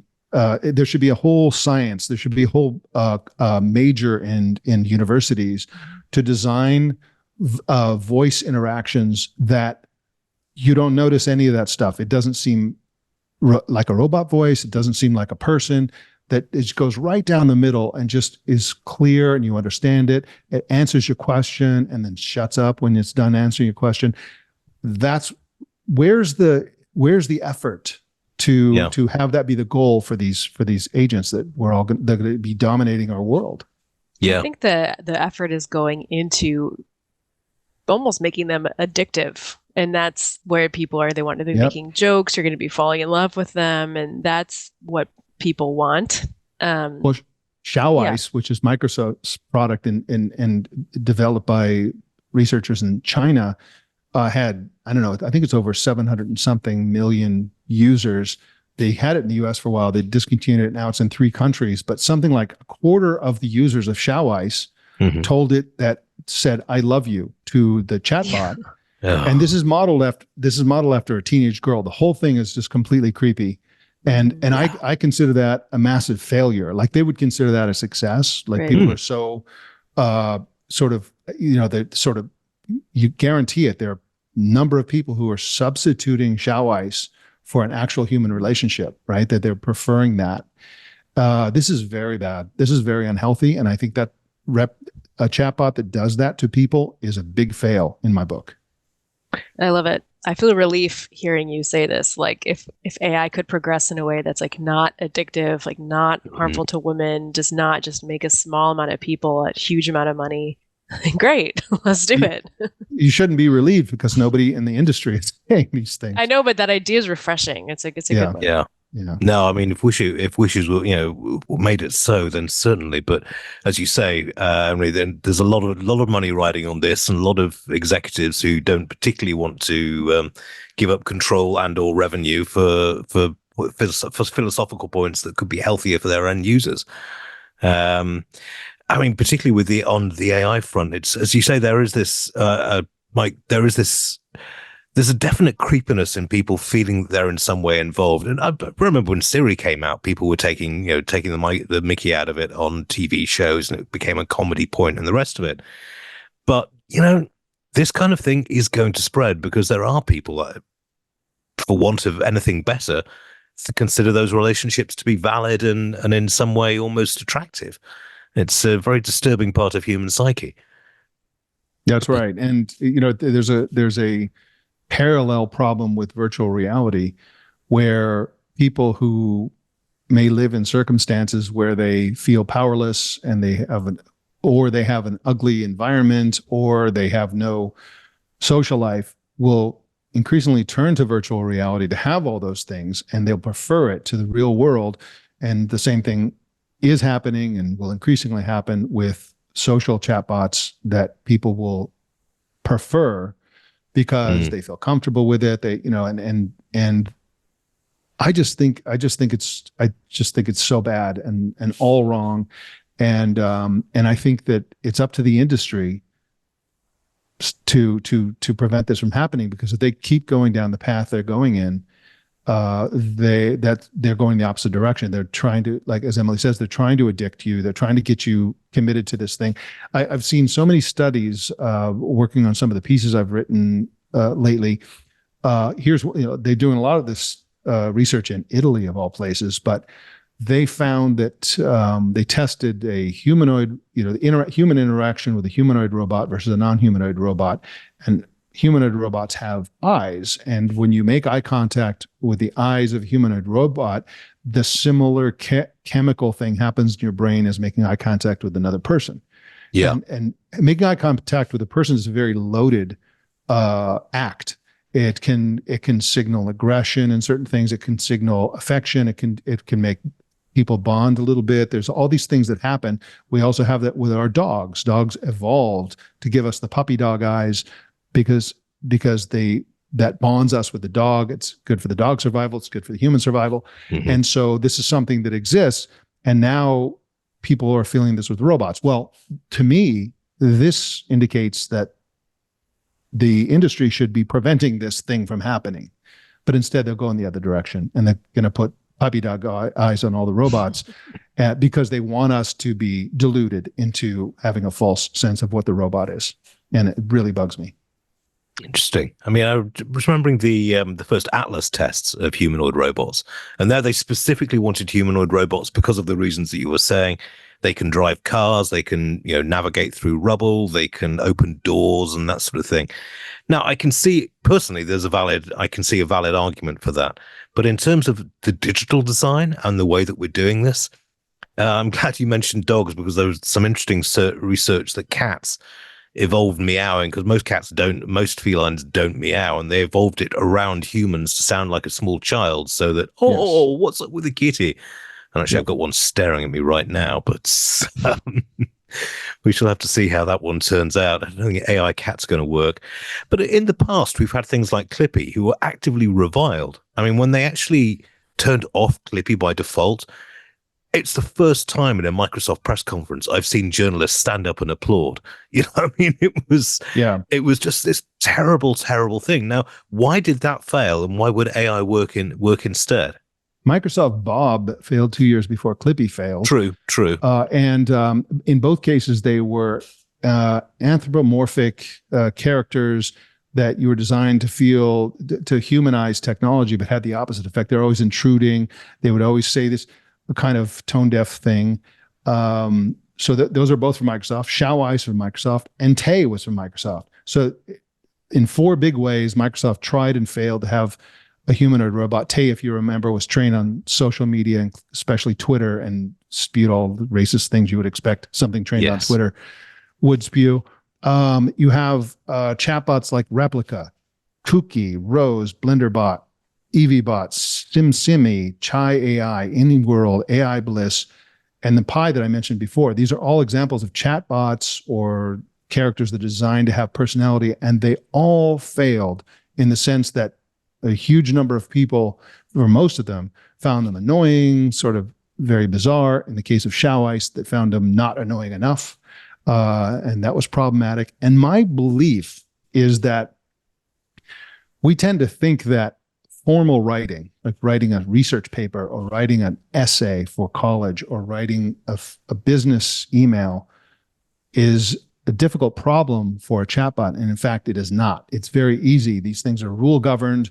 They're based on a sort of a detachment, social detachment, and because you're doing business, right? It's business like tone of voice. Whereas a casual chit chat with a friend, I think, is vastly beyond the capability of AI. And because tone is everything, the response is, it's very easy to get it wrong. And you see this with Pi all the time. It's just whenever they try to instill a personality, it's always like, it's like a wonderful parlor trick for 5 minutes. And then eventually it's like, oh, this is just so tedious, just give me the information I'm looking for. And so I just think that, first of all, I don't think that we have the technology to have a convincing back and forth, casual, friendly conversation that's meaningful on the one hand. On the other hand, once we do have that capability, I don't think we should use it, because I think that's just again, it's all based on diluting the human. And I don't know why. And the other thing is, these things lie, right? Any sort of chatbot with a personality says, oh, I'm feeling great today. No, you're not. You're not feeling anything. You're lying to me. Everything it says, they claim experiences they've never had. They claim thoughts they've never had, or they don't claim it, but they basically interact as if they've had those thoughts, right? There's a big tech industry behind emotionally intelligent chatbots that read your emotions. And so you're feeling sad, so they'll adjust their tone. Well, they don't feel empathy. They're faking it. They're lying to you. And it's like, I think the public needs to be more aware of this stuff and to reject it wholeheartedly. I don't want to be lied to by a machine. I don't want to be deluded by software. I just want something that will give me, that will improve, that will magnify my abilities as somebody who's trying to get things done. But fundamentally, I mean, people know what's going on, right? I mean, they know that there's an AI that isn't actually feeding it, or do you just think that they don't care? This is even worse. There are all these CGI influencers that are on Instagram and elsewhere. They've been around for a few years. They're not necessarily, they didn't originally, they weren't the product of AI. They were, CGI and stuff like that. And these influencers have modeling gigs. There's a famous one, spacing on the name for now, that poses with celebrities and does all this kind of stuff. And, it'll be like, oh, here's my new outfit. And it's a CGI character. And then you see 10,000 comments. Oh, looking good. All this stuff. Who do they think they're talking to? I think most of those people know it's a CGI. They know there's no there there. They know they're talking to somebody who isn't there. And they don't care. They want the interaction, and they just don't care that it's not a real person. And I think that's worse than not knowing. This is it, Emily. Do you agree that people are just quite happy as long as they get the service that they want? Well, luckily not a lot of people are using all these services yet, so we're kind of at the beginning of it. I think people will like talking to services that endear them, unfortunately. Mm-hmm. So the problem with Clippy and the likes of Clippy, I don't know what other characters there are, you mentioned a lot, is they weren't personalized to the person. So maybe there's a small set of people that love Clippy and just love when he appeared on the screen. Mm-hmm. But everyone else was like, that's the most annoying piece of trash I've ever seen. Get that away. So now with the AI, it's just personalized. Everyone has their own version of Clippy, and the weirdest, wackiest version that speaks to some part of their brain. And that's why the AI is successful. And that's something people should probably watch out for, that if you like it, it knows too much about you. Let's find out what's next up on the agenda with TWiT and who's going to be supporting it. This episode of This Week in Tech brought to you by ExpressVPN. So I just heard something mind-blowing. Netflix has more than 18,000 titles worldwide. Only a third of those are available in the U.S. So if you're a Netflix user in the U.S., you're missing out literally on, 12,000 great shows, unless there is a way you use ExpressVPN. That's the only VPN I use, the only VPN I trust. How does ExpressVPN work to unblock content? Well, ExpressVPN gets around Netflix content protection. They hide content based on your location. They say, you're in the US, this is what you can watch. You're in Japan, this is what you can watch. You're in Canada, this is what you can watch. So ExpressVPN lets you change your online location. So you control where you want Netflix to think you're located. You're still logged into your Netflix account. You're still a Netflix member, but now, let's say you want to watch Fargo. You open ExpressVPN, the big button comes up, you select a country where Fargo's on Netflix, Canada or Mexico, for example. You tap that big button to connect, you refresh Netflix. Netflix says, oh, hey, you're in Mexico. Let's watch Fargo. They have servers in over 100 countries. So that means you gain access to thousands of new shows. And that's just Netflix. They also work with Disney Plus, BBC iPlayer, and more. Now, I have often said ExpressVPN is the best VPN. Let me tell you why I think it is the one you should get. First of all, it's easy to use, and it works on everything you've got: phones, laptops, tablets, smart TVs. It even works on routers. They even sell great routers. They're really good quality routers with ExpressVPN built in, or you can install it on many router makes. It protects the whole family. And here's the great part. The whole family is not going to complain because ExpressVPN invests in their network. They've got speeds fast enough to watch HD video. You'll never feel laggy or slow on ExpressVPN. It's rated #1 by top tech reviewers at CNET and The Verge. And of course, ExpressVPN keeps you private and secure because all your traffic is rerouted through an encrypted tunnel. I like it because ExpressVPN is absolutely committed to your privacy. And they go the extra mile to make sure that every time you visit ExpressVPN, no trace of your visit is preserved. You are truly anonymous on ExpressVPN. So be smart. Stop paying full price for streaming services and only getting access to a fraction of their content, risking your security and privacy by going online at a coffee shop or even at home. Get your money's worth at expressvpn.com/twit. Now use our link so you get the special deal, expressvpn.com/twit, expressvpn.com/twit.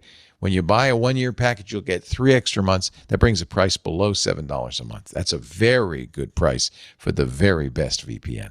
expressvpn.com/twit. We thank him so much for supporting This Week in Tech. Now back to Iain and our panel. Now, we had an interesting report. I know, Emily, you've written about this. A bunch of other people have as well. Sweden has given us many wonderful things and some terrible ones. ABBA is a wonderful thing. IKEA has somewhat mixed, as it proves that just because the Scandinavians aren't Vikings anymore, they can still muck up your weekend by missing out a couple of screws and an Allen key. But Volvo, who are usually seen as one of the most green lefty car companies out there, much beloved here in the East Bay in Berkeley. They've just announced that they're basically scaling back their electric car plans, and they're not going to hit the 2030 deadline. They're not alone in this. General Motors has also said it's having problems, and various others. So, Emily, are we facing a stalling in the electric car side? Is it going to take a lot longer than we first thought, or is this just growing pains for the industry?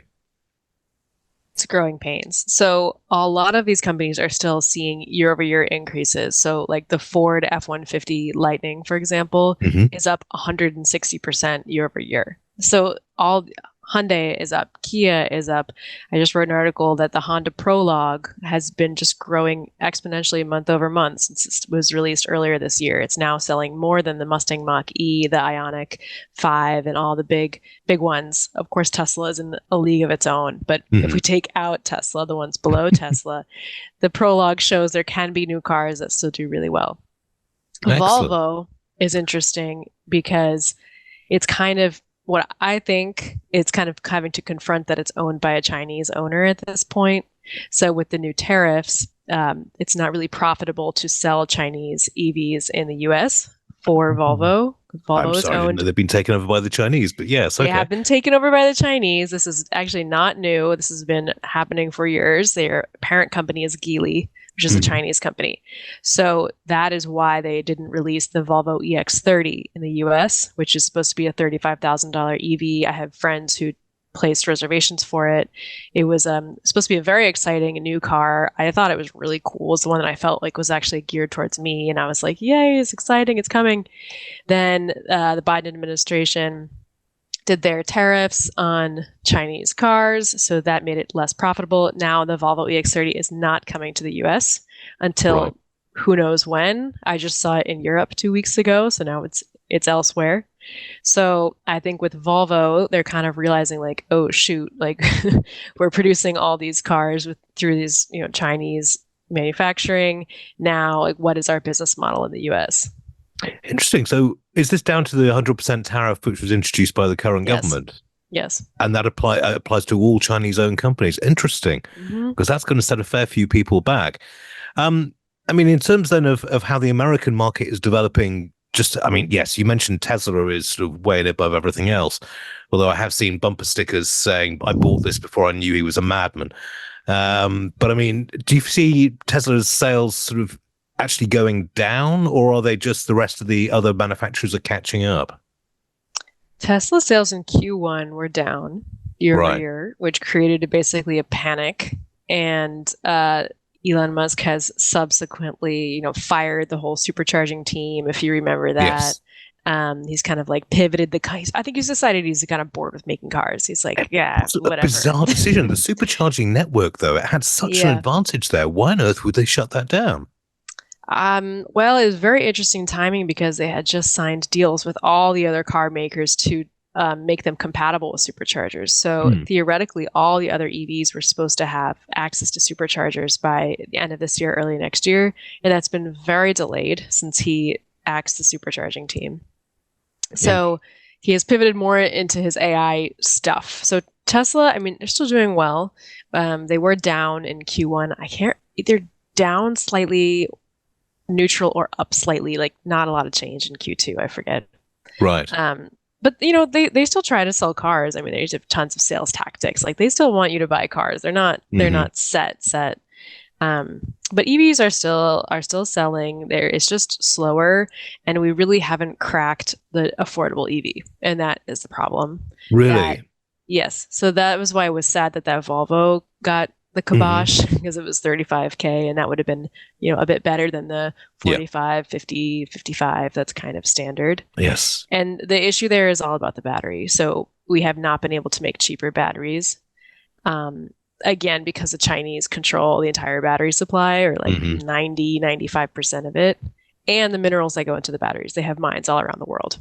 Yes. So when it comes to, if you're a Ford, you're a GM, you want to make a cheap battery, it's like, how the heck am I going to do that? I mean, like, you have to buy it from someone who's going to sell it to you for a price. So that's really the central tension in the industry. And it's not me just saying that. Ford, when they announced their shift to hybrids recently, they said in the press release, and I could not believe this, they said they can't keep up with the Chinese. They actually admitted that. They actually stated that directly. Yes, they said it's like unreasonable with Chinese competitors. Of course, they didn't say we can't keep up with the Chinese. I was going to say, right? That would be impressive honesty for a press release, but right, especially for Ford, they clamp down on their messaging. They use the word Chinese and competitors in the same sentence, in which also talked about it being an unreasonable to keep up with them. Got it. So, okay. And it's just very relevant to the Volvo thing. Yeah, no, definitely. Ownership.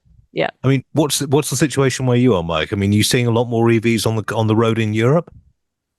Not like in California, nowhere near that. But you see some, in this part of Europe, the ordinary cars are fairly, relatively fuel efficient. You don't see a ton of huge pickup trucks like you do in California. You don't see a lot of SUVs or big cars, a lot of very, very small cars that are fairly fuel efficient already. But I think that the problem is one problem is a kind of a lack of commitment by the U.S. government. It's kind of two minds. So we've learned in the last like 20 years, and by we, I mean they, the politicians have learned that if you want to get your party reelected, you make sure there's, the prices are generally low, and the best lever on the price of things is the price of gasoline. And so, and the way you lower the price of gasoline is you oversupply it. And so the US in the last, 10, 20 years has really been ramping up oil and gas production, which has kept, people complain about gas prices, but it's actually, compared to almost everywhere else in the world, very low in the United States. And this is the problem. If gasoline was as expensive in the United States as it is in Europe, I think there'd be a lot more interest in buying electric vehicles. This was something that came up when I moved over here. I was talking to the taxi driver literally on the airport, from the airport to the hotel. Right. And he'd say, it's terrible here. Gas prices are going up to $4.50 a gallon. And you were just like, mate, it's the equivalent of about $13 or $14 a gallon in the UK, and we're quite cheap compared to some in Europe. What's funny is the Americans in Europe will look at gas prices and they're like, oh, that's not a bad, that's a liter. I thought that was a good price for gas, but that's the price for a liter. This is it. Really expensive. Yeah. And so, that's part of it. So I sort of blame the government. They should be, if they're going to be overproducing oil for political reasons, they should be more heavily subsidizing electric vehicles. And they're already doing it to a certain extent. California does it to a certain extent. We need a lot more of that, I think.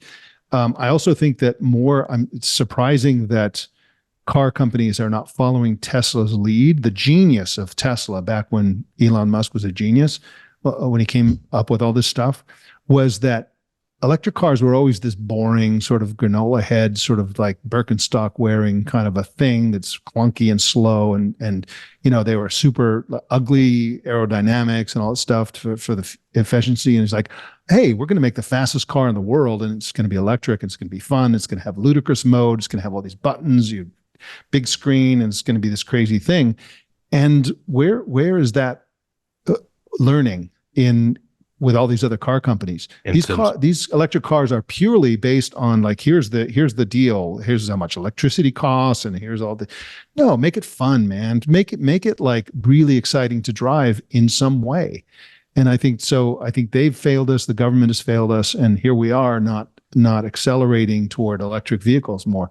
Personally, Emily, you mentioned the affordability of the cars, but also the fuel now, I guess, is increasingly an issue. And I don't know what it's like over on the East Coast, but PG&E are apparently now if you're running a smart meter, you will get charged more for your power if it's being used to charge up your car, which seems counterproductive in some ways. But I mean, is it not just the purchase price, but also the running costs that are making the difference here? I don't think the running costs, I mean, in a lot of places, it's still cheaper to have an electric vehicle or comparable, unless you charge only at like superchargers, which are at a higher rate for the electricity. I think the Biden administration had a very admirable go at making EVs the new normal. I think they should be commended for that and have faced an enormous amount of backlash. I'm thinking there's a but coming here. No, maybe. I think basically that's it. I mean, I just say but because they kind of walked it back a little bit again after like all the backlash. It wasn't like pure, but I mean, I think they did funded billions of dollars in battery research, in chargers, and just got all the states on board. The states have incentives now. The federal $7,500 incentive actually got better over the course of the Biden administration. You can now get it at the dealer, and it just reduces the cost of the EV up front. That's been a very successful policy instead of having to wait to file with taxes. There's been a lot of wins. There has been pushback from the car companies themselves. And the price of the car and the charging situation are the two issues. If you get yourself in an EV, it is way nicer to drive. Anyone who likes cars can admit that. It's good. Well, I have a plug-in hybrid. It's a plug-in Prius, and it's the greatest thing ever, I think. I don't worry about charging stations, but if I have the time, I just drive it down the street from where I stay in California to a Starbucks where there's a free charging station. And I sit there in Starbucks and in 4 hours, it's completely topped off for free, and that gives me 24 miles, which is not very much, but it's like free, right? Better than poking an eye with a blunt stick. Mhm. And but again, I think that it's the perfect solution. I don't whether if the price of gas goes way up, I charge it more often. If it does, if I never charge it, I still get like 53 miles to the gallon through regenerative braking, all this other stuff. And I just think that I don't understand why there isn't a lot more plug-in hybrids. It's such a great solution for this interim period we're in, where we're sort of between gas and electric vehicles. And those are very Prius cool. They're a little expensive. a little expensive, but massively reliable and very inexpensive to maintain. They cost nothing to maintain. My previous a Prius, which is a hybrid but not a plug-in hybrid. I mean, the maintenance costs were like $65 every 2 years or something like that. Never broke down, no problems. I mean, You never lost a battery, because we run a Prius and the battery died on us about halfway down Route 5, which is not the place to break down, let me tell you. But I mean, the hybrid, also the other thing with the hybrid is you do lose a lot of boot space, trunk space, as you say over here. Especially for the plug-in, it has a bigger battery, so it's like there's almost no trunk space. So that's a problem. But the very nature of the cars that are being promoted, I mean, Emily, you mentioned the Ford, was it the F-150, enormously popular. It was almost enormously popular as a petrol engine as well. So I can kind of understand why they went for it, even though having driven one, I wouldn't do it again. But I mean, why are they going for the larger cars first? Why is no American manufacturer seriously trying to do something as cheap as the Chinese? Is it just that the Chinese have the batteries and they're hoarding them to themselves? Yes, that's it. I read a lot about this, and one of the two things I want to happen with US car culture. I want all pure gas cars to be gone. I want hybrids to be the new normal. They're still gas cars. Everyone relax. They run on gas. They're just smarter. They're an advancement in technology. So we need to have that blanket. 2, I think there needs to be more variation in US car culture in terms of smaller cars being considered legitimate. Whereas we can consider these gigantic cars where you pay so much money and you don't get any more value for it. It's just bigger. I don't see why we can't just let people who want to buy smaller cars, just let them be and just have that be an option. It's very efficient. It just goes down to, when it comes to EVs, the battery. The cost of the battery does not make it possible to make a $25,000 EV. And that is what Honda and GM basically partnered to make that happen, to do like a small, affordable $25,000 EV. They scrapped the plans after a couple of years because they said it's not affordable. So it's literally just about the cost of the battery. That is everything is in that.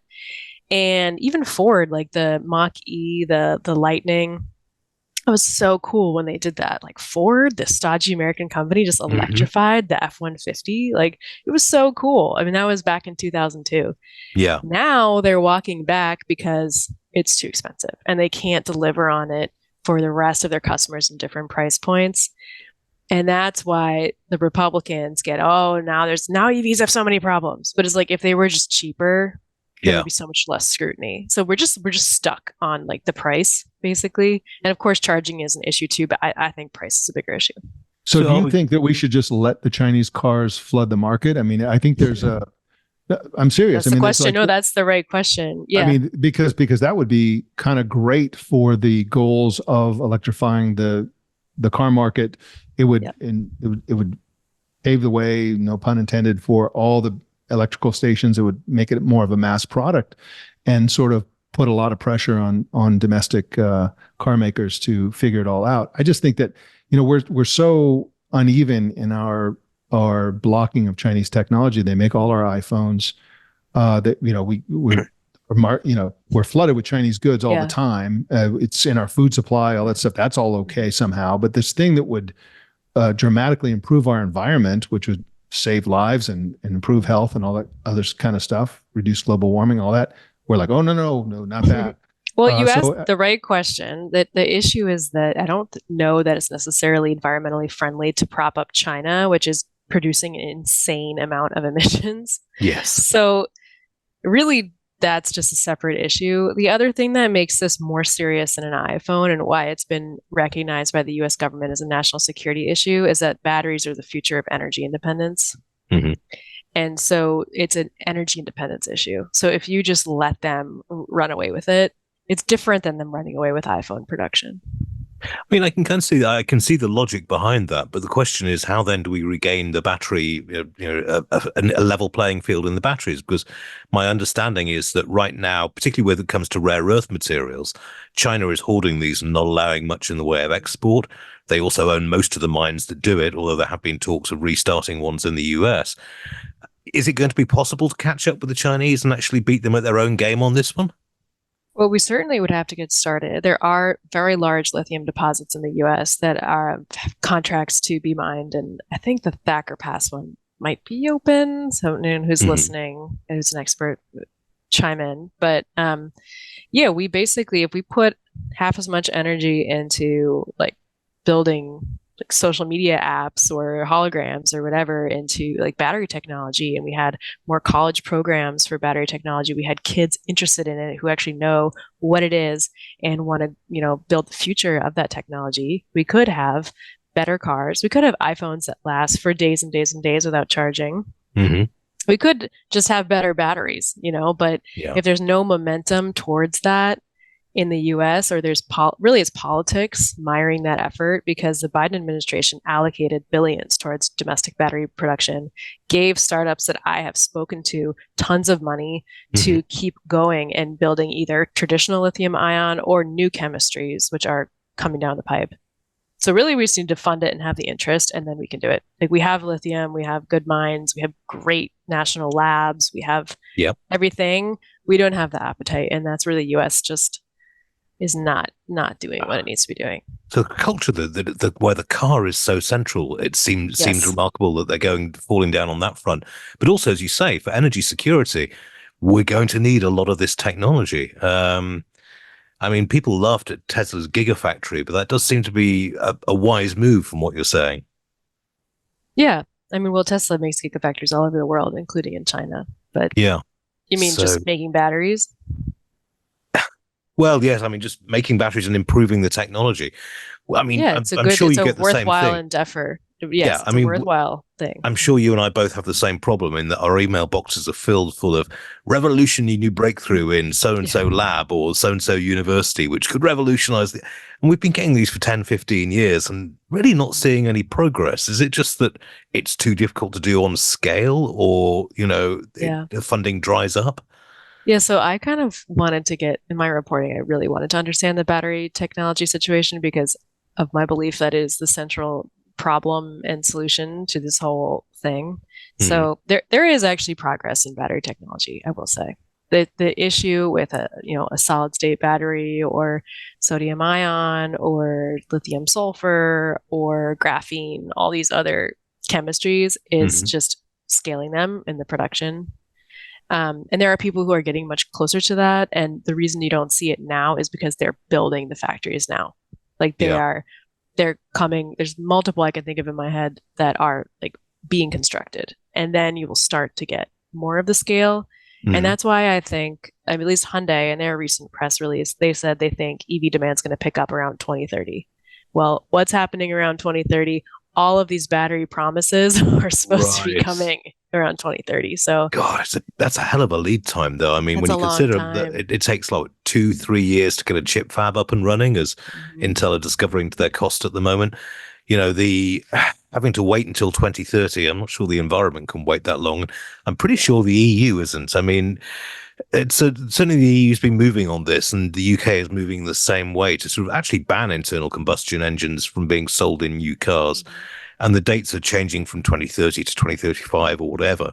I mean, do you think those kind of straight off bans, no more fuel, but cars being sold, are workable under the current situation? Or are we going to have to wait for the battery manufacturers to actually get their goods on the market before we can change? I don't think that would be workable in present day. I do think there is a place for battery or for gasoline. Again, I think it should be hybrid. But I don't think where we are today that would service everybody. If you live in a rural area, or if you just want to take a weekend trip and you don't want to stop to charge all the time. I mean, it's just certain things where it becomes impractical. And so you would just either need what we're seeing now, which is incremental improvements in range. Mhm. So if it goes from 270 to 280 to 290 to 300, and then kind of peters off after that, except for Lucid's at like 500. But either you keep doing little things to get more range, like rewiring the car or making a better battery management system or having a heat pump or just these little things they can do to the car, or you have to just wait a couple years and then there should be something that is next level. Okay. That we're hoping is around 2030, but I mean, looking at the clock right now, that's in 6 years. So that's Yeah, not, I know. Time it's flies not by when you're right having now. fun, isn't it? I Yeah. mean, it's. yeah. I mean, the charging networks seem to be there, or don't seem to be holding things back from what you're saying. Well, they are. They are. It's Oh. just like if you can't even get the car, you're not going to charge it. That's a fair point. Yeah. Yeah. That's a British guy I follow on YouTube, and he did actually manage to drive coast to coast a couple of years back in a Model X. Yeah. But it meant, in some cases, staying overnight at RV camps and using that Yeah, fairly it's inefficient not ways fun. of charging. No. You can do it. It's just not fun. It used to be a party trick to say, "Oh, I took a road trip." It's like in an EV, it's like you can do it, but you don't really want No. to. Nobody per needs se. that level of hassle. It's how is it in Yeah. Europe, Mike? I mean, are you seeing charging stations around where you are? Yeah, I mean, here and there you see charging stations. There's a little restaurant we go to in Italy that's in the middle of nowhere, and they have a Tesla charging station there. And it's like, okay, that's interesting. I found but one I in don't- Scotland, and it was just like in the Highlands of Scotland, and you were like, Wow, incredible. wow, this is spreading fast. It's- Incredible. But here's a question for you, Emily. What is the impact of self-driving cars, which seem a lot more viable with the success of Waymo in I think 3 markets right now? I've taken I think once or twice a Waymo in San Francisco, and it is amazing how well that works. So if you think about, you're talking about 2030, which is a goal, right? So that in reality, these batteries coming online is going to be later than that, right? If the battery industry is like every other industry, not meeting its goal. So let's look at 10 years or 8 to 10 years before we have like American battery technology really hitting the market in a way that's going to make a big impact. Where will self-driving cars be then? Those will be mostly electric, right? And so how does that impact the use of combustion engines in general? Would that help them decline, and to what extent do you think that'll happen? Well, I think right now Waymo and Cruise is off. They got booted out of San Francisco after a bunch of controversies. They're operating more in city environments, which is where EVs really shine. They actually have higher fuel economy in cities than on the highway, so it's flipped from gas cars. And then they're just operating in these small environments. They're also operating from the perspective of a fleet provider, so which knows exactly how much mileage like a specific vehicle is going to need and can call it back to charge. So it's like a little bit different than these consumers who are just like wanting to like push the mileage constantly to the edge or the range constantly to the edge. Like from a fleet perspective, it tends to be easier for buses or taxis and things. So I think that's good. It's just the regulatory approval is not there, and maybe that will also take 8 to 10 years. Yeah, I mean, this is it. You mentioned Cruise, and generally parking on top of pedestrians isn't the best, advertisement for your No. product, as has happened here in San Francisco. Yeah. But I mean, I've tried the Waymos as well, and fascinating. Loved the drive. Loved not having to deal with a taxi driver who had opinions which you didn't really want to listen to, for various reasons. But they are very geographically limited. As you say, this is not something which is going to be rolled out across the country. I think we've only got 3 or 4 cities now which are allowing them. And those have been heavily mapped out for years. I mean, I can't see them working in New York, for example. Can you? I mean, that would be at least 2-3 years down the way before they actually had that. Plus they'd have to deal with New York drivers, and which are nearly as bad as San Franciscan ones. I don't know why anyone's an Uber driver in New York is like this very specific version of hell.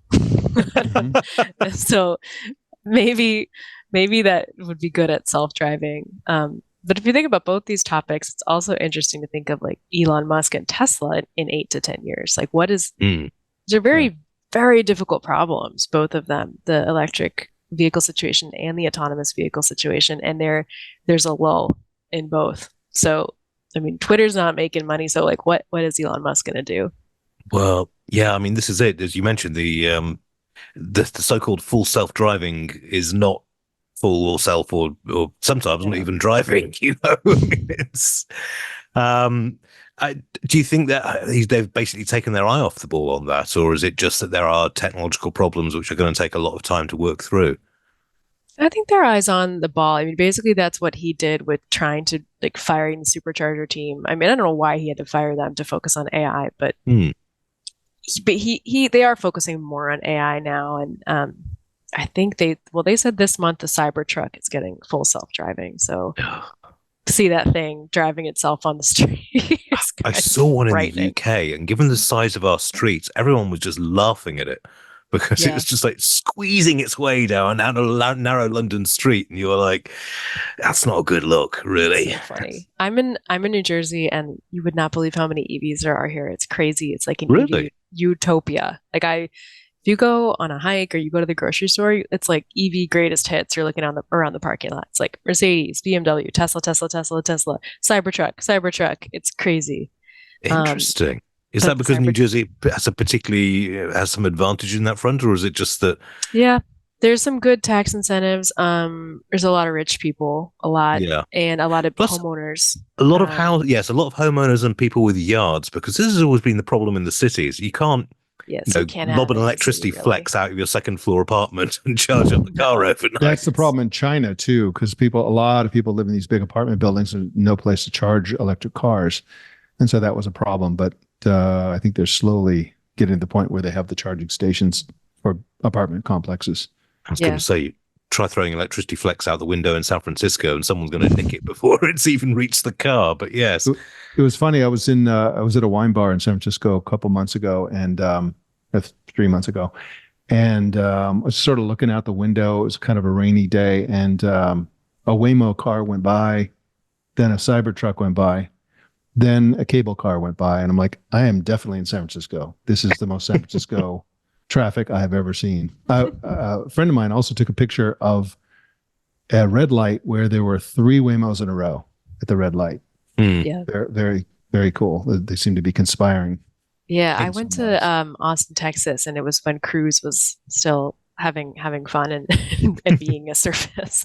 And I couldn't believe how many were driving around the city, just constantly learning. They're learning, their cameras are picking up everything, and they're just going around just driverless, passengerless, learning the city. I did have a little bit of like an existential crisis, because it was like they're going around the city, and then I'm also seeing tons of people who appeared to like be homeless or on drugs. They were passing out Narcan on the streets, which is what you administer. And someone has an opioid overdose. And so it was like this crazy contrast of just like these self-driving electric cars and then Narcan being passed out. And I was just like, my brain was just, I was like, I don't know where we're going. I don't know what we're doing. Yeah, but I know. It does seem like a dystopia at times, but it was so crazy. Yeah. Yeah. Well, we shall have to see. Let's take another word from Leo. Iain, let me interrupt just one more time to tell you about our great sponsor, Netsuite. What does the future hold for business? Ask 9 experts, you'll get 10 answers. Rates will rise or rates will fall, or inflation's up or inflation's down. Can somebody please invent a crystal ball? Until then, over 38,000 businesses have future-proofed their business with NetSuite by Oracle, the #1 cloud ERP, bringing accounting, financial management, inventory, HR into one fluid platform. With one unified business management suite, there's one source of truth, giving you the visibility and control you need to make quick decisions. And with real-time insights and forecasting, you're peering into the future with actionable data. When you're closing the books in days, not weeks, you're spending less time looking backwards and more time on what's next. If I had needed this product, it's what I'd use. Speaking of opportunity, download the CFO's Guide to AI and Machine Learning at netsuite.com/twit. The guide is free to you. netsuite.com/twit. That's netsuite.com/twit. We thank them so much for supporting This Week in Tech. And now let's wrap things up with Iain Thomson. Thanks very much, Leo, and hope you're enjoying the trip away. Now we've got a couple of other stories which we can go through. One of which kind of comes back to what we were saying about U.S. government investment in infrastructure and how this is going to work. We've had proposals this week coming through about toughening up the actual the root backbone of the internet, as it were, the border gateway protocols. But we've also had the government willing to invest in chip firms in a big way over the last couple of months. And it was that I wanted to touch on initially, in that Intel, who was a former giant of the chip business and an American leader in pretty much every way possible, is looking like it's in serious trouble at the moment. They've tried to re-engineer they basically, I've been covering this for a while, and they just haven't been investing in their chips. And now they're coming to the US government and saying, give us billions in funding. It kind of had mirrors with the electric car thing. Now, if that's working on, as you say, on batteries, Emily, I'm wondering whether you and Mike think this can actually work on processors as well, because at the moment, Taiwan and China China not so much, but Taiwan certainly is, if you'll forgive the pun, eating our chips on this. Well, I think you're the expert here, but I will say also the CHIPS Act was very significant legislation to increase domestic production.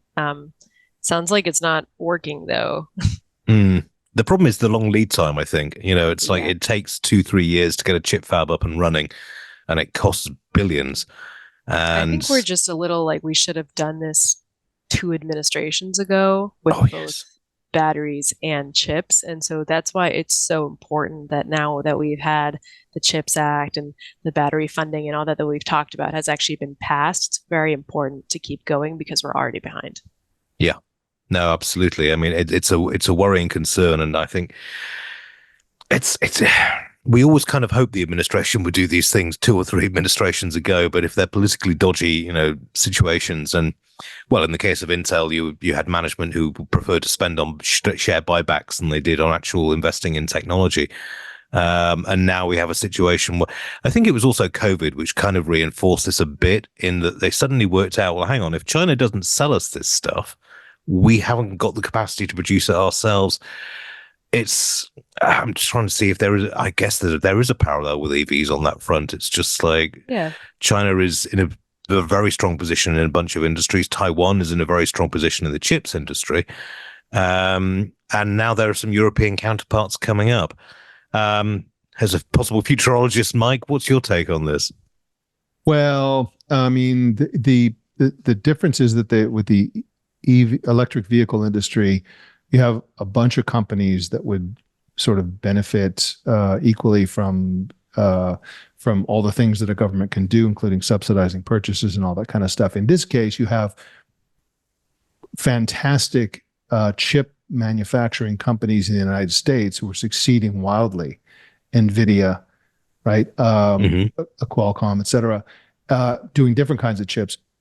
Intel, it seems to me that the problem is the leadership of Intel. They seem to me to be a somewhat visionless company and have seemed that way for many, many years. They were sort of addicted to the crack cocaine of being behind the PC industry. And, a few decades ago, and that would they just rode that industry up and kept churning out endless x86s.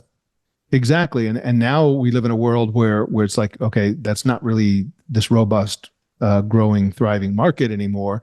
And as with the two of you, I get press releases and see press moves by Intel over the last 15, 20 years.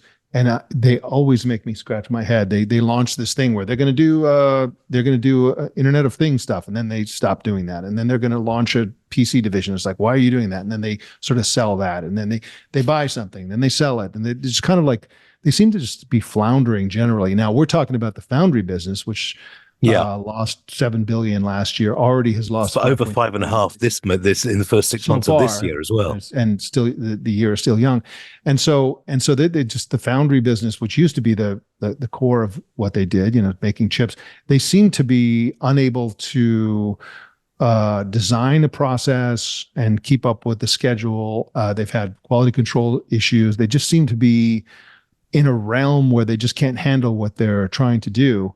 And it's a real problem. But I think what we need is more competition in the spaces that Intel operates in, rather than propping up this what I assume is a poorly run company. I really am not going to say that with a lot of confidence, because I really don't know how well it's run, but they seem to be nowheresville for the last decade and a half, while all these other chip manufacturing companies are just killing it.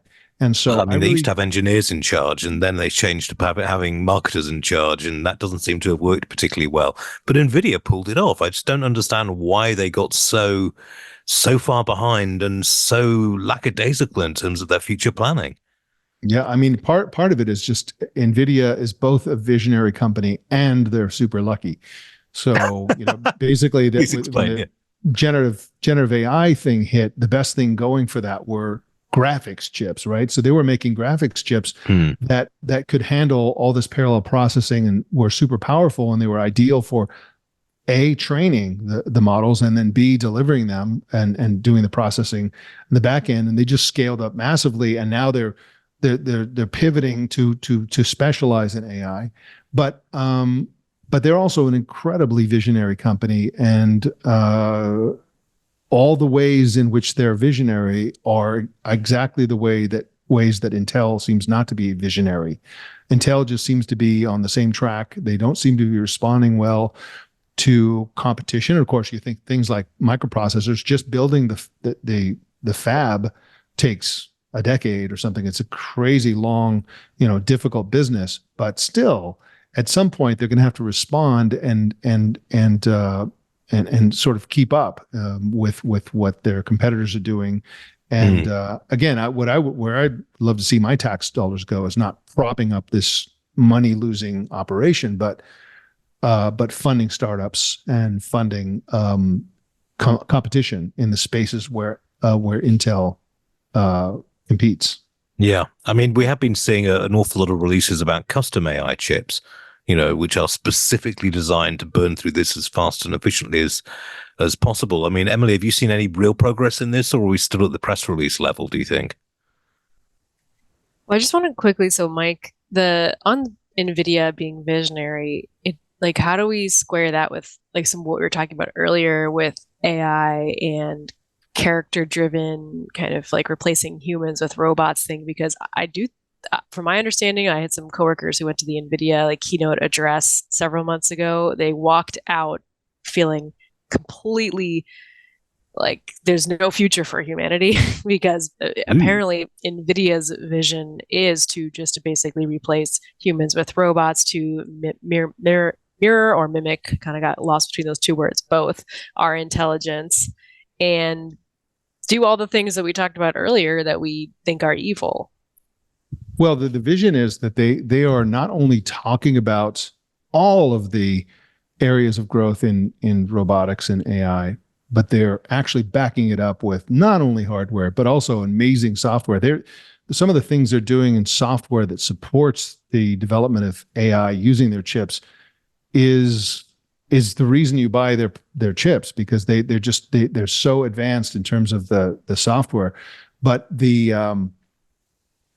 have great demos and great support for humanoid robot training, for the development of it, for the operating system for humanoid robots, and they also have even more impressive lineup of support for and vision around non-humanoid robots. I mean, the NVIDIA vision is that everything is going to become robotic, right? Robotic, not robots, but robotic. And that's really the way to go. So for example, in the areas where Amazon is using, I forgot the brand name, but they're using humanoid robots in their factory. And what those robots are doing right now is they're picking up these bins when they empty out, human workers empty out the bins with parts and whatever it is they're doing. And the robots shuffle over and pick up the bin and they walk it back and put it where it goes so it can be filled up again.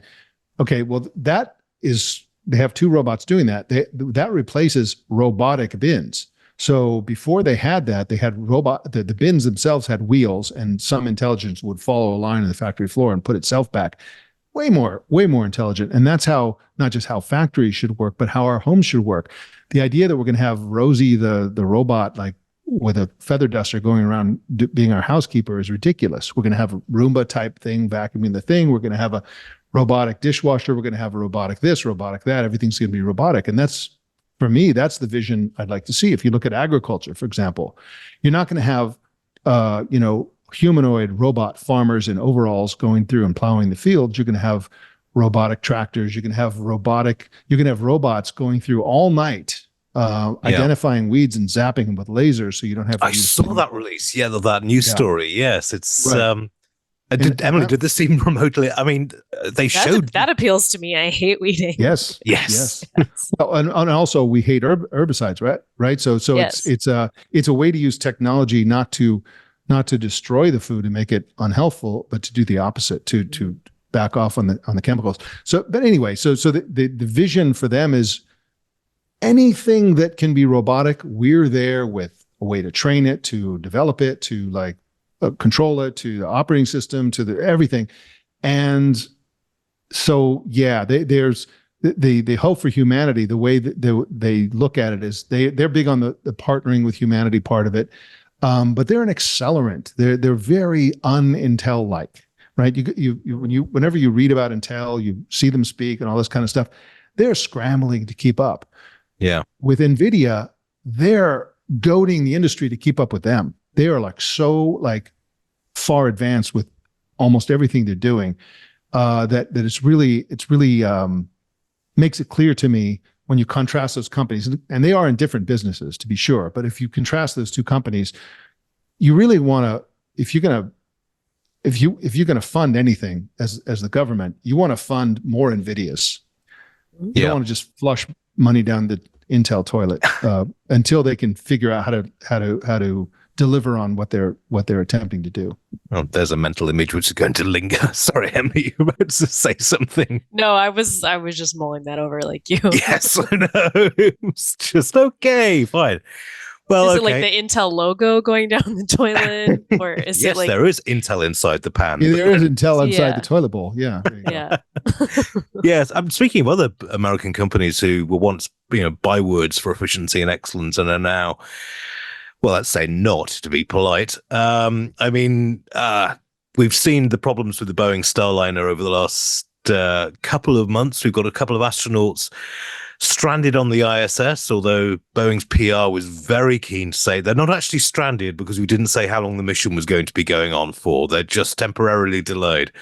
And now the Starliner returned to Earth this weekend, and they're going to have to hitch a ride on SpaceX. Now, Mike, you do an awful lot of international travel. What's your take? If it's a Boeing, are you still going? Yeah, they're. I'm very. I think they're in the ballpark. That the part of the problem is that we have a lot of innovation, especially by SpaceX in the rocket industry, and I think that the other companies like Boeing are essentially trying to keep up with SpaceX in terms of the aggressive schedule of rolling out new platforms and new technologies and stuff like that. And they're really not able to keep up, but it's a lot of pressure on them. I think it's fascinating that SpaceX has been so successful and is the fallback for us to deal with the International Space Station, to bring people and cargo back and forth. Mm-hmm. But I think that I would love to see even more redundancy, right? So if I'm a big believer in the space program for NASA to have a robust space program and to have an ambitious space program, and also I'm a big booster, no pun intended, of private companies doing this stuff as well. I think that we as a nation have the money to make sure that, like, if we're going to be throwing a Boeing Starliner spacecraft up to the space station, then we got a SpaceX one ready to go right there already, right? Yeah. So, and maybe 3 of them, like this thing that we went through where we decommissioned the space shuttle and they didn't really have a backup, and then had to rely on the Russians for a long time, and then now we're relying on a private company. I'm happy to rely on private companies, but we should be relying on multiple private companies, right? So, yeah. and this idea that, well, we just can't get a rocket up there for a year or so, this is unacceptable for the United States. I think that they should be doing whatever they can to not have this situation. Not that it's a crisis. I mean, there are astronauts up in the space station. Astronauts routinely stay up there for a year or two at a time, and it's not a big deal. It's just that we should be able to do what we're trying to do with rockets, right? And we have the capability to do it, and we have several companies that can potentially participate as well as NASA itself. So I think it's an embarrassing failure, and it's shouldn't exist. No, I agree. It's immensely frustrating for someone who grew up with America leading in this sort of thing. And private companies still are up to a point, but I just think when the big names go down, then it's just a little bit humiliating for everyone at Boeing, but also not a great look for the US in general. I guess we're kind of facing the same problem with Tesla, Emily. I mean, yes, sales are dropping off a bit, but they're still very, very good. And as Mike pointed out, they did make the electric car sexy. But, I have heard bad things about Tesla's, build quality at the moment. Certainly Leo had a Model X, which he was very keen to give back once the lease expired. You mentioned you were in New Jersey. Do you actually have an electric, or are you a hybrid? No, I just have a beat up old Subaru. Yeah. Yeah. I mean, but the number of Teslas out there and the people that feel very much in love with them, and yet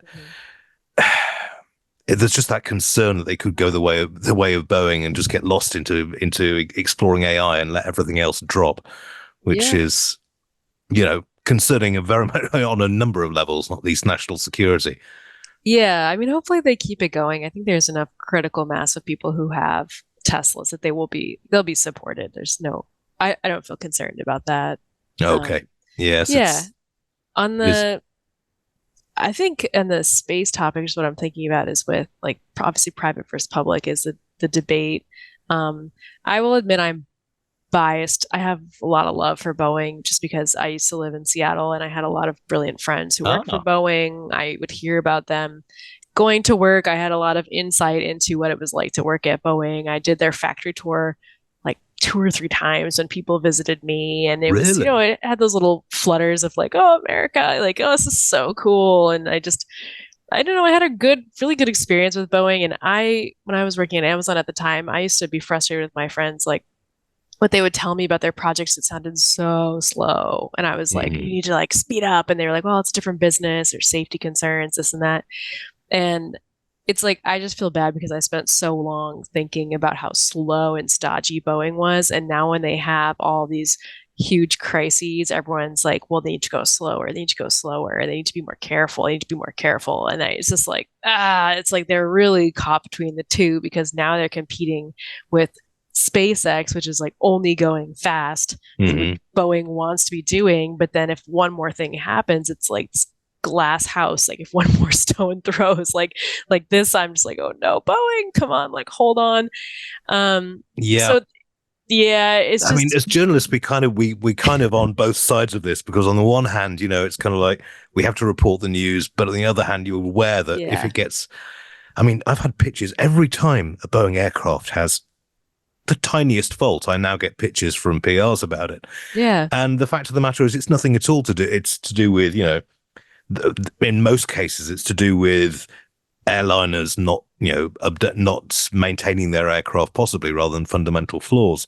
But it is that perception, and perception is hugely important, particularly when you're being flown either through the planet, around the planet, or through space. Yeah, it's like a downward spiral with Boeing PR, and it used to just be airplanes, and now it's spacecraft. And for me, SpaceX is not a substitute for Boeing, just because of the visions of the companies are so different. I'm kind of shocked that SpaceX is still pushing the biplanetary or multiplanetary species thing. That used to be on tweet today. Yeah, it used to be on their website a couple of years ago. It's very much still there, and it's very much still the purpose of the company. Yeah. And I do not desire that. I would like to live on Earth with trees and water and natural sunlight. So it's cool and very, very impressive what SpaceX has been able to do, but I am not in love with their vision, and I don't know why that is happening. Yes, well, Neil deGrasse Tyson has a wonderful comment on that, the idea of terraforming Mars and having millions of people move to Mars and for Mars to be made habitable by human technology.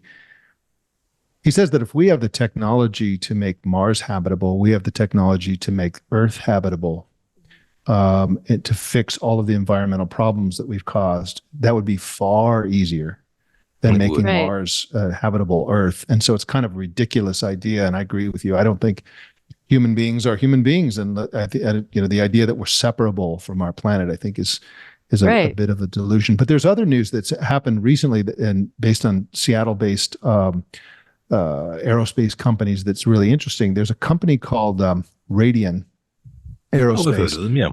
Yeah, based in Seattle. They were founded in 2016, and they're working on a product called the X-33. It's basically like a space shuttle, but it's instead of being launched with a rocket, it's got rockets on board, but instead of attaching this plane to a rocket, then sending it all up into space and then having this plane-like thing come and land on a runway, it actually is just the plane without the rocket, and it has a rail system.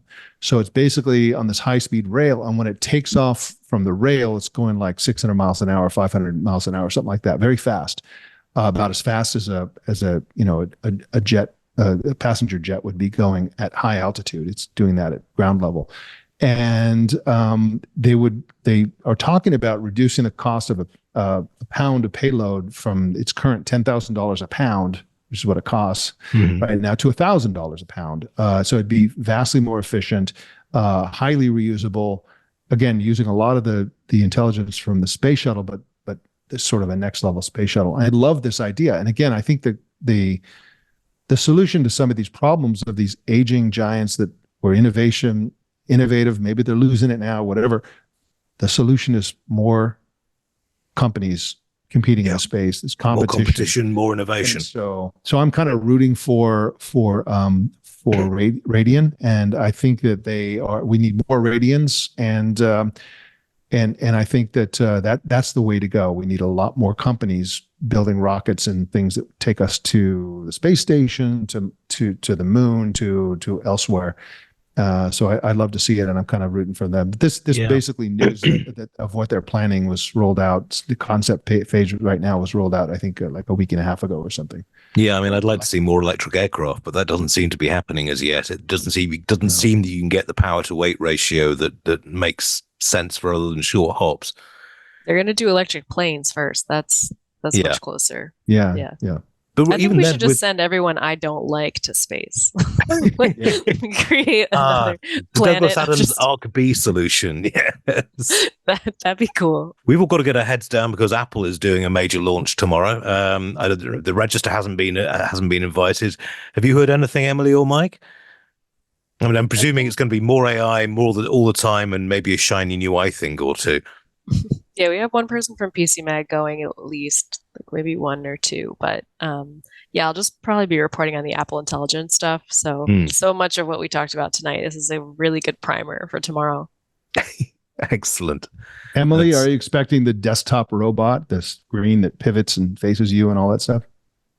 That Mark I don't know. Gurman It has talked sounds like about? I need to look into that after this. Yeah, I mean, Mark Gurman, I think, has been alone in reporting it. And this is one of those things where it's like, you always think Apple's about to announce something, but then it's like 3 years later and they announce it. Yeah. So we'll see, but definitely the Apple Intelligence stuff is going to be there. The new iPhone, all that stuff. Yeah. Should They be even interesting. delayed the Apple Intelligence thing. I kind of lost the thread because they were like, oh, we're updating Siri. And they're like, oh, now it's not coming with iOS 18 and it's coming Right. next year. So they lost my attention a little bit. So we'll see if they can get it back tomorrow. Well, Yeah. Tim Cook's no Steve Jobs when it comes to holding people's attention, but maybe if they actually produce, we shall have to see. It's been a marvelous chat. Thank you very much. I think we've covered a lot of the important areas, but Emily, thank you for your insights, certainly on AI and electric cars. And Mike, it's got to be getting incredibly late over in Barcelona. So what time is it over there? 2:12 a.m. 2:12 a.m. Or- All right. So about time for dinner then in It's some dinner bars. time. Exactly. It's definitely time to go have dinner and relax for the end of the day. No, it's Not late by Barcelona standards, to be sure, but very happy to do this. Iain, if I can just do a quick plug, if anybody wants to join us, I mentioned a couple of times the Gastronomad experiences. Just go to gastronomad.net. If you want the travel, culinary, wine experience of your life, sign up and join us in one of our locations. Excellent. And you can get the latest from Emily as well on the AV and AV, AI, and other markets as well as the career develops. And of course, if you feel like popping into the register, then by all means, you can see some of our copy there. Leo, we're back for the next TWiT, I believe. But in the meantime, next week will be hosted by Devendra Hardawar. Aha! It was actually been great indeed. He's taking a longer break than expected. Marvelous. Well, always chance to get a new host in and see what other people are thinking. But in the meantime, another TWiT is in the bag. It's amazing. Doing the TWiT.